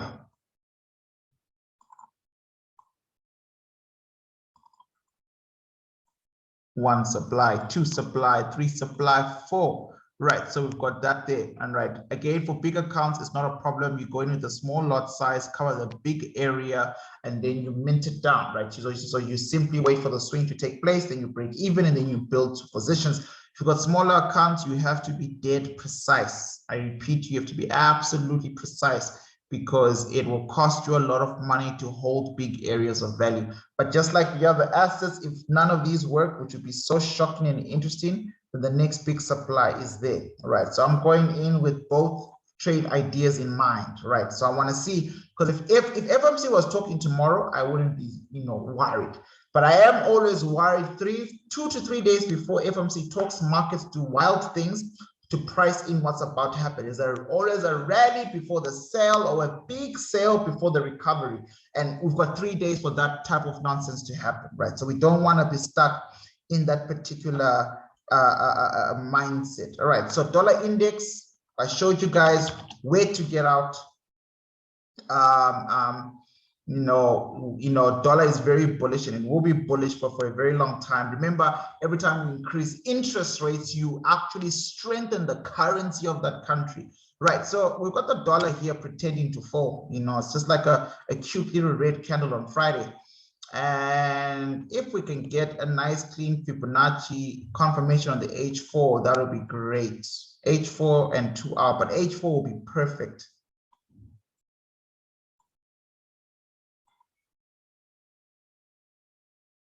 I don't know what just happened to my camera, but I trust you guys can still hear me. We'll sort that out in the background, right? So on the H4 time frame here on EURUSD, we have a couple of things going on, right? Sorry, not EURUSD, what am I saying? We have you know, markets rallying up to the upside, all right, which is great, a very, very key part. And we want to find a good area where markets are actually going to almost bounce back. So kind of be one of the first places to retrace from, right, or retrace to rather. Okay, and price right now is literally hanging here. We call this a continuation potential pattern, PCP, potential continuation pattern, and I don't trust to buy this. So what I would want to see is a good place that is in line with the retracement zone, right? So this is where I'm going to buy my dollar index, right? So I'm going to wait for price to come all the way down here. If I don't get this type of confirmation, then I don't want it. I don't want the action. Or rather, I'd rather not be in it. You know, it's that simple. If markets don't come this low, that's fine. But remember, if dollar is to fall for this next few days to come all the way down here, then it means other assets need to go back up. You know, that rotation of money is important, right? Markets do not and never will operate in isolation. Markets will always rotate money around. Right, so it's something to absolutely be very mindful of, right? However, you kind of like view your particular framework of this particular market understanding. Okay, so this is where I am here on this chart, right? So I'm gonna look for a buy there, and all of you now know, right? So let's see how it looks like on the daily time frame. Right, so a nice drop there would be fantastic. And then we now have our targets in sight that we already spoke about, I think earlier on, right? So earlier on, we spoke about how we want to be away from those daily supplies, right? Far away from, you know, the daily supplies, because they are absolutely, could be lethal anyways, right? So it's a multi-supply, right? Next. Right, so I'm done with the American stuff, guys. S&P 500, NASDAQ 100, Russell, Dow Jones, and the dollar index. The thing that I like to compare a lot, you know, to the American index is the Nike 225. Back in the day, the correlation between these two assets, NASDAQ and the Japanese index, were unmatched. They were wildly crazy, right? Full disclosure, I'm currently in this market right now, okay? And I'm hoping for a little bit more downside. All right, and I'm gonna map out hope potentially where I can add a second entry and where you can, you know, potentially get your first, right? But you've got the same something similar here. March the 15th recovery is all the way down there. It's a little bit lower, right? So NASDAQ and all those American indices have arrived at the March 14. Remember, all assets across the board reacted similarly. Whereas this one, like the market recovery is a little bit lower. Some complicated 365 candles down there, but I don't want to get into teaching what that is and how it works and all that kind of stuff there. So March 15, 14 right here, after this clean imbalance, etc. And so this would be a good target, right? In fact, in my current sales right now, I'm supposed to take profit down here. Right, and then markets kind of like bounced back and recovered, and then markets hit, you know, a little snag. Depending on which snag you're looking at, there's a supply here, there's a rejection there, and now markets are pointing down. Right, and I'm hoping that, you know, this continues. Although, you know, depending on how price reacts this week, I should on Monday move entry just above this supply, at least just to protect my capital, and then see how much will be made. I mean, I could close, but I don't really have that particular desire to, right? But let's kind of like have a look at the Nikkei 225 from a bigger structure.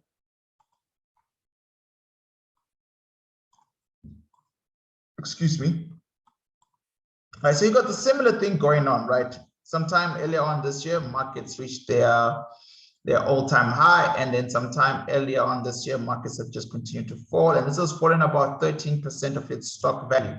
This to me looks like a PCP to the downside. That's why I was excited to start selling when I sold. And there's nothing really in terms of demands to turn price around for a very long time. So it's all about finding a high sell setup on the daily H4 and then staying quietly in it and allowing markets to make money for you, right? So to go down with you. Right, and then I had a couple of problems in the weekly time frame, just assessing what is what and what to believe about price. And really, you know, the main thing that stood out was this might be a really good place, the area that I'm adjusting right now, to consider a bounce, right? Although the bounce could happen much earlier, which is somewhere here, could happen much earlier somewhere there. But for me, really, that's kind of like the long-term view. And if it plays out, then believe you me, I'm going to hold for dear life, right? But right now, we have to deal with this untested demand down here.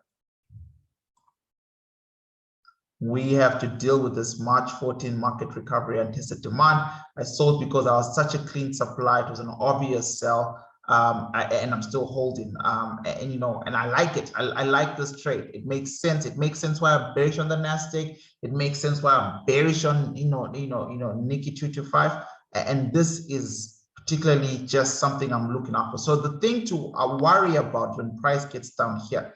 Now, where can you enter? Those of you who are not yet in this market but are looking to enter, here's what I would do if I was looking for a position to enter. Right, this is what it looks like on the H4 time frame. And we have to take note of a couple of things that have happened on this chart. You gotta love supply and demand, man. I don't know why retail traders are fighting about. I use trend lines in my supply and demand trading. I mean, I'm really not for this petty retail trader, stuff. Like, you guys fighting each other instead of making money. And I'm a retail trader myself. It's just not lost to me that I'm a retail trader. I just don't get the debates and the fights. You should really be looking at a way to create synergy across trading strategies and a way to also learn to learn. Some people are bad learners. They just don't know how to let go.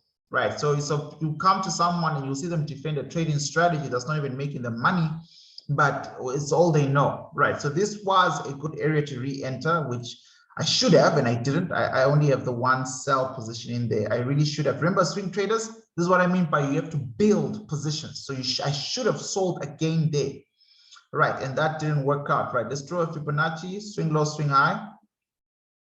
We want to understand what is this market respecting and what is it not respecting, right? Swing low, swing high from the upside to the downside. So this is like a nice, strong, bearish Fibonacci. I actually don't remember. Did I draw it up or down? Let's just do it again. So I'm going to draw it down.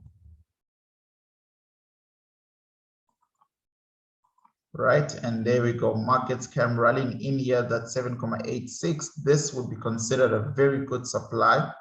Very, very good supply. Let's make this bigger so you can see what I mean. Right. Now, if you've done my course, you'll see that this is where our highest candle with the wick is. Remember, there's a specific way to draw areas of value, right? Like that. Somewhere there, okay, and then there's this red candle next to it like that where price actually makes contact. And if you go to normal candlesticks now to track the area of competition, right, you simply adjust it to this wicks here. Okay, something has gone wrong because I can see I'm moving other things and I don't want to affect my analysis. I don't know why it moved. There we go. Right, H4. All right, so I was saying, if you come down here to these wicks here, that's what we like to call our area of competition. You'll see that markets literally just arrive on the dot and drop, right? So anyways, long story short, a potential entry to look out for is, maybe a little bit active to the upside, and then markets target that, and then markets drop. That's something to look out for. This retargeting here, somewhere there is a zone to kind of like focus on, right? On the 2-hour time frame, just to get that extra confirmation. That also looks good, right? So I will be plugging in my second trade idea there because I've secured my first trade idea in the event markets completely go against me. All right, but I like this. Like if Nasdaq is going up, this is going up. If Nasdaq is going down, this is going down. So it's a nice thing to have. Then we've got our crazy Maoist government, China 50. Many times I've spoken about China 50. It was just last year, guys. I don't know when it was, but I know it was last year where I was so confident about China 50.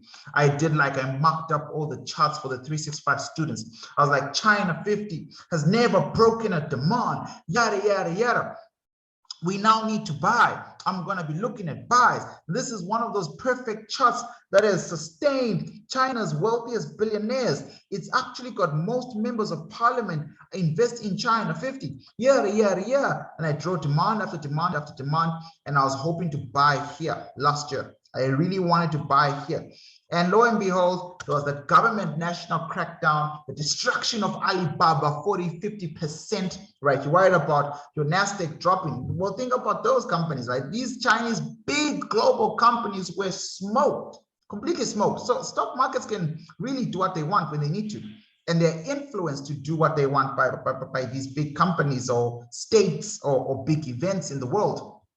Right. So anyways, China 50 then came back, showed me flames, showed my analysis flames, showed me that just because I've never broken a demand does not mean I never will, which was a beautiful lesson to learn before having money on the table. It was such a beautiful, exciting, humbling lesson to learn. Breaking of that demand, as you can see, and now we're at a place in life where markets have arrived there. So there is a beautiful governing supply that I've taken note of, but until markets decide to go back there, right, those of you who want to sell, I want you to know that I'm not that excited to sell China 50 until markets are back up here at these strong selling levels. But nonetheless, price has been, going down, like, move that. That's just a directional line, right? And there were all these little hints, in price. I don't know if I would have been able to catch that, to be honest with you, but it definitely did happen. Markets kind of like set through it. And to me, it almost feels like markets were very equal. So there's not much supply left in here. Let's say it's not broken. It's hard to tell, but let's say it's not broken. There's not much supply left in there, right? So for the next daily sell, a lot of the sell setups are going to be somewhere inside this yellow zone, right? So for me, I'm not going to be giving out anything on, China 50 because I have no interest in trading this market right now. I'm a little bit hands off the Chinese stock market, to be honest with you, up until I see where this manipulation ends, right? But, there's a lot of clear buy and sell levels, right? But for the most part, I'm still bearish on China 50. If anyone wants that, it's that type of confirmation at least. Right, Hang Seng Index it's been a long time since I've been here, a very long time, right? So markets are coming down, breaking through demand, and arriving where we said it was going to arrive, right? And now way to deep take into the demand is something that is completely that can't be ignored, right? Markets really dug deep into this area here. Right, and that's clean. Markets dug deep there, and that's quite clean. So I'll watch out. This, China's been plagued with COVID, so I'm also bearish on this particular index. Markets are floating to the upside. If I go daily time frame, all right. That happened on Friday. It's too late. I don't like it. You could potentially look for some sell shots here, but remember, guys, everything we're doing 365 numbers. That's very important, right? I'm just mapping up areas of interest. I won't be trading anything Chinese. I'm just looking at all the indices for you, but I'll have no invested money in China 50 and Hang Seng Index. So if something goes wrong, don't expect my portfolio to be down. I'm not interested in trading this right now. Okay, right? But that's what it is. CAC 40. See, they're done with the elections, if I'm not mistaken. In the French. Right. Missed entry. Was a little bit annoyed. We were hoping to use this as a big buy trade to hold for a little bit. And markets didn't go low enough to trigger us. I'm talking as a floor now. We really believed in this demand down. In many ways, it did work, but unfortunately, it doesn't matter for us because we're not in the money. Now, we believe that there's going to be a market inefficiency or wick that needs to be filled, right? And I don't want to sell, or I'm not that excited about selling right now, right? So we had a bearish engulfing pattern here on the weekly time frame, as you can see for yourself, and then markets have already arrived, retested, but they're now coming back. So that's why I'm like, hesitant to sell right now. Gap to the downside, gaps being filled, right? So I'm not entirely convinced that this market wants to fully commit to a downside. It almost like wants to maintain the V-shaped recovery. Only time will tell. So unfortunately, I will have 0 positions in CAC 40, but selling is slightly much more of an opportunity than buying right now because the daily supplies are not yet even removed. But please note, I am not invested right now into CAC 40 until further notice. All right, Nifty 50.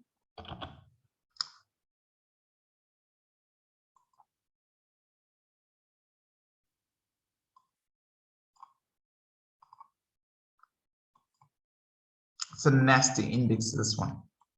Gaps on the monthly, nasty. Right, but anyways, going down. And Nifty 50 is not scared to go down. Eh? You get these long-term, sell sides, long-term sell sides, sharp markets, what's right. The only problem with my analysis is the fact that markets have to kind of like surpass this level, right, to get down there, right? But for the most part, even in the short term, you can get a couple of good sell signals. So this is on the daily time frame, right? On the daily time frame, right? But let's quickly have a look at the governor, what it wants to do. That's not a good chart. This is not a good broker for that. Right, so I still maintain some type of sell side momentum, but this is going to be the problem. Right, so personally, I would recommend that you go in, with both your eyes open and on this particular chart. Markets have a daily demand that's not yet broken. That's problem number one. Problem number two is that markets are moving a little bit choppy, then they consolidate for a while. You can see we had a big gap to the upside into a supply, and that's the trade, folks. This was the trade. I'm not in it. I'm just saying, this is what, with a Nifty 50 captain in the public group, this is literally what we should be looking at, right? That was a killer entry right there. Right now, we have to equalize down here and see what happens, okay? But for the most part, markets could keep selling. For the most part, markets could definitely keep selling a little bit. But unfortunately, I don't see a clean entry that meets my criteria of rules. So I want you to know I will not be in it. So it looks like I'll be trading a lot of the US indices and J225. That's 6 good, indices. That's still good money. That's still good money. But let's quickly look at the Australian SPI 200.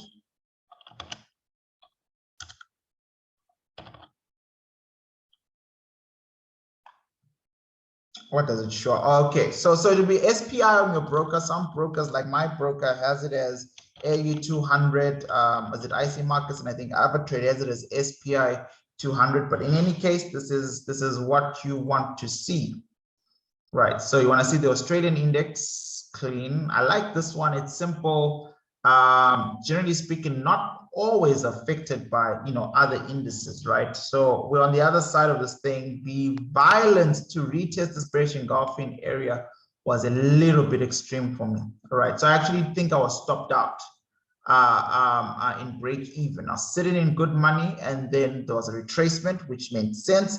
And I thought the retracement was gonna touch a bearish engulfing pattern and fall, and it kept coming until it kicked me out. I mean, I was in it for 2 to 3 weeks and made zero, right? Lost zero, cool, but actually made zero, which, for some people, it can be disheartening because they'll be like, you might as well have closed, blah, blah, blah, right? And this is it. So I sold somewhere here.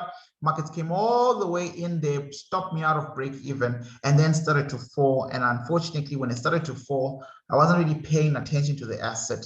And so I guess you can say it's a missed opportunity. What I have done Friday when markets closed before they closed is I've set a new pending order somewhere here. Right, so inside this zone here, and then we'll see if that works out. If it doesn't work out, that's fine. But I have set, a limit order here. And the problem is price had already dropped without me.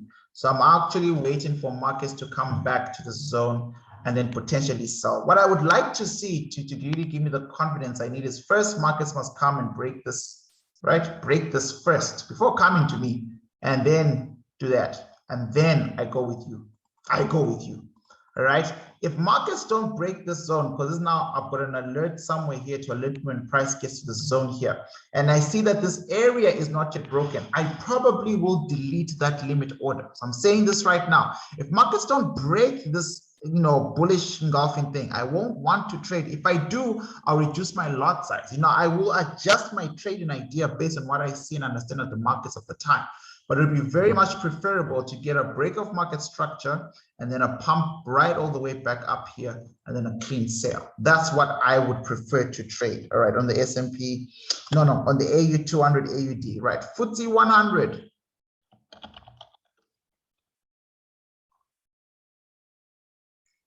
Where is my chart? Because these things, there we go, UK 100, right? I really wanted this thing to sell a couple of times, and it just was violent. It was so unnecessary. I think I tried to sell early at some point in time, didn't go well, and then eventually we waited all the way up here, and that was clean. And then now markets are retracing. I'm still holding. We shall see, right? But markets reacted quite weirdly. Why FTSE? FTSE is a weird thing to sell, folks, because of where it is. And I think I've covered this a couple of times.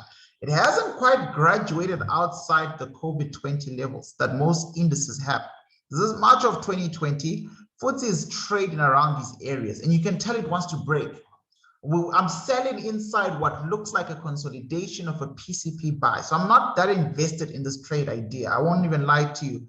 And when markets are starting to come back up here, I almost closed, and then went down here, I almost closed. And Thursday, I think I got distracted and come back. And I'm glad Friday gave me a little bit more gains.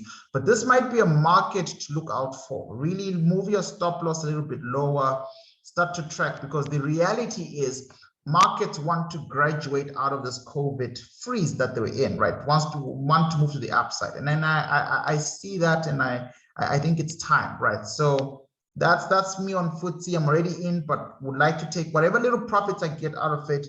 I'm not that invested in it. And the last one, DAX30. We did spend a lot of time just talking about market conditions, and I really hope you benefited from that. These guys are violently, these are one of the most aggressive traders in the world. German, I see a lot of people were buying DAX GR30, right, by this gap there, and they've done it again quite recently. And I don't know why. I definitely was not involved in any buys here, right? But I saw there was a combo this week of GR30 and NASDAQ 100 for some reason, which was, interesting. Like I all for nothing, but I do enjoy studying retail traders and market participants in general. So, but I think there's going to be a filled wick here. That's what I think. I think markets are going to come down. Clean retest of a good order block, but I do think markets are going to come down, from the all-time highs, which obviously started earlier, like than the American markets. This is like October. There's been a big drop here in the DAX. To be very precise, we are 13%, not too bad, right? But I do think markets are going to come back down. So for the most part, I am a bit negative, but it looks like this week I'll be trading American indices. I honestly think I'm done in terms of what my focus and my plate can handle. But yeah, just look for a good sell setup here. The best ones are ones where that markets have incessantly, increasingly good imbalance areas, and those are found in gaps. There's a gap there, a strong supply gap. Let's go to the daily time frame, right? And then let's go Hakini Hashi, right? And let's drop back to H4. Nice. Remember, the gap is not the area you take a trade. The gap is the place markets need to fill, and the supply or the demand below or above the gap is the area of value you want to target. Let's go to normal candlesticks. So there's a supply here somewhere just above, and so that's what I would do. Wait for price to rally into the supply above, fill the gap, and then drop with price. 365, shake my hand. I hope this was good. I hope you're blessed. Please don't forget the 4th of May, 3 days from now, we're going live. FOMC, the 4th of May, 3 days from now. The 75% discount for the academy course comes to an end. The 50% discount for the Wealthy in 3 Years program comes to an end. All those links are down below. And I hope your eyes are opening. The most important thing you can ever do for yourself, especially in trading, is to work at it one slice at a time. When I was studying for my master's degree, my supervisor, who became my supervisor for my PhD, used to say this thing during all our supervisor meetings, or every time I submit chapters, he would tell me the same thing over and over again. How do you eat an elephant? right? And the answer to that old saying is one slice at a time, one slice at a time, one slice at a time, one slice at a time, one trading concept at a time, one order block at a time, one understanding of something at a time. And this is where you start. Sorry, I was just trying to get this out in the background for you. There we go. Every day and everywhere as a trader, I'm getting better and better. Because of that, I am so happy and grateful that money comes to me in increasing frequent quantities on a continuous basis. I believe this is true because it's already happened in my life. I am grateful, thankful to all of you, but thankful for everything in my life. Money is forever circulating freely in my life, and there is always a divine surplus. I blew an account yesterday, but I'm not going to let that control my trading destiny. I am forever grateful for everything I have, and because of that, I'll get another account. I'll blow it again, maybe. I'll get another account. I'll get better and better. Eventually, the cycle will start to see more money come in than go out. But you got to stick to some rules. You have to master your process. It's not just sitting and manifesting, money in your account. There's a process that you have to get through. Shake my hand. I appreciate you. And I'll see you in tomorrow's video, market conditions. I want to map it out before the FOMC does to see how on or off we are on the money. Cheers, everybody. I appreciate you one more time. Peace.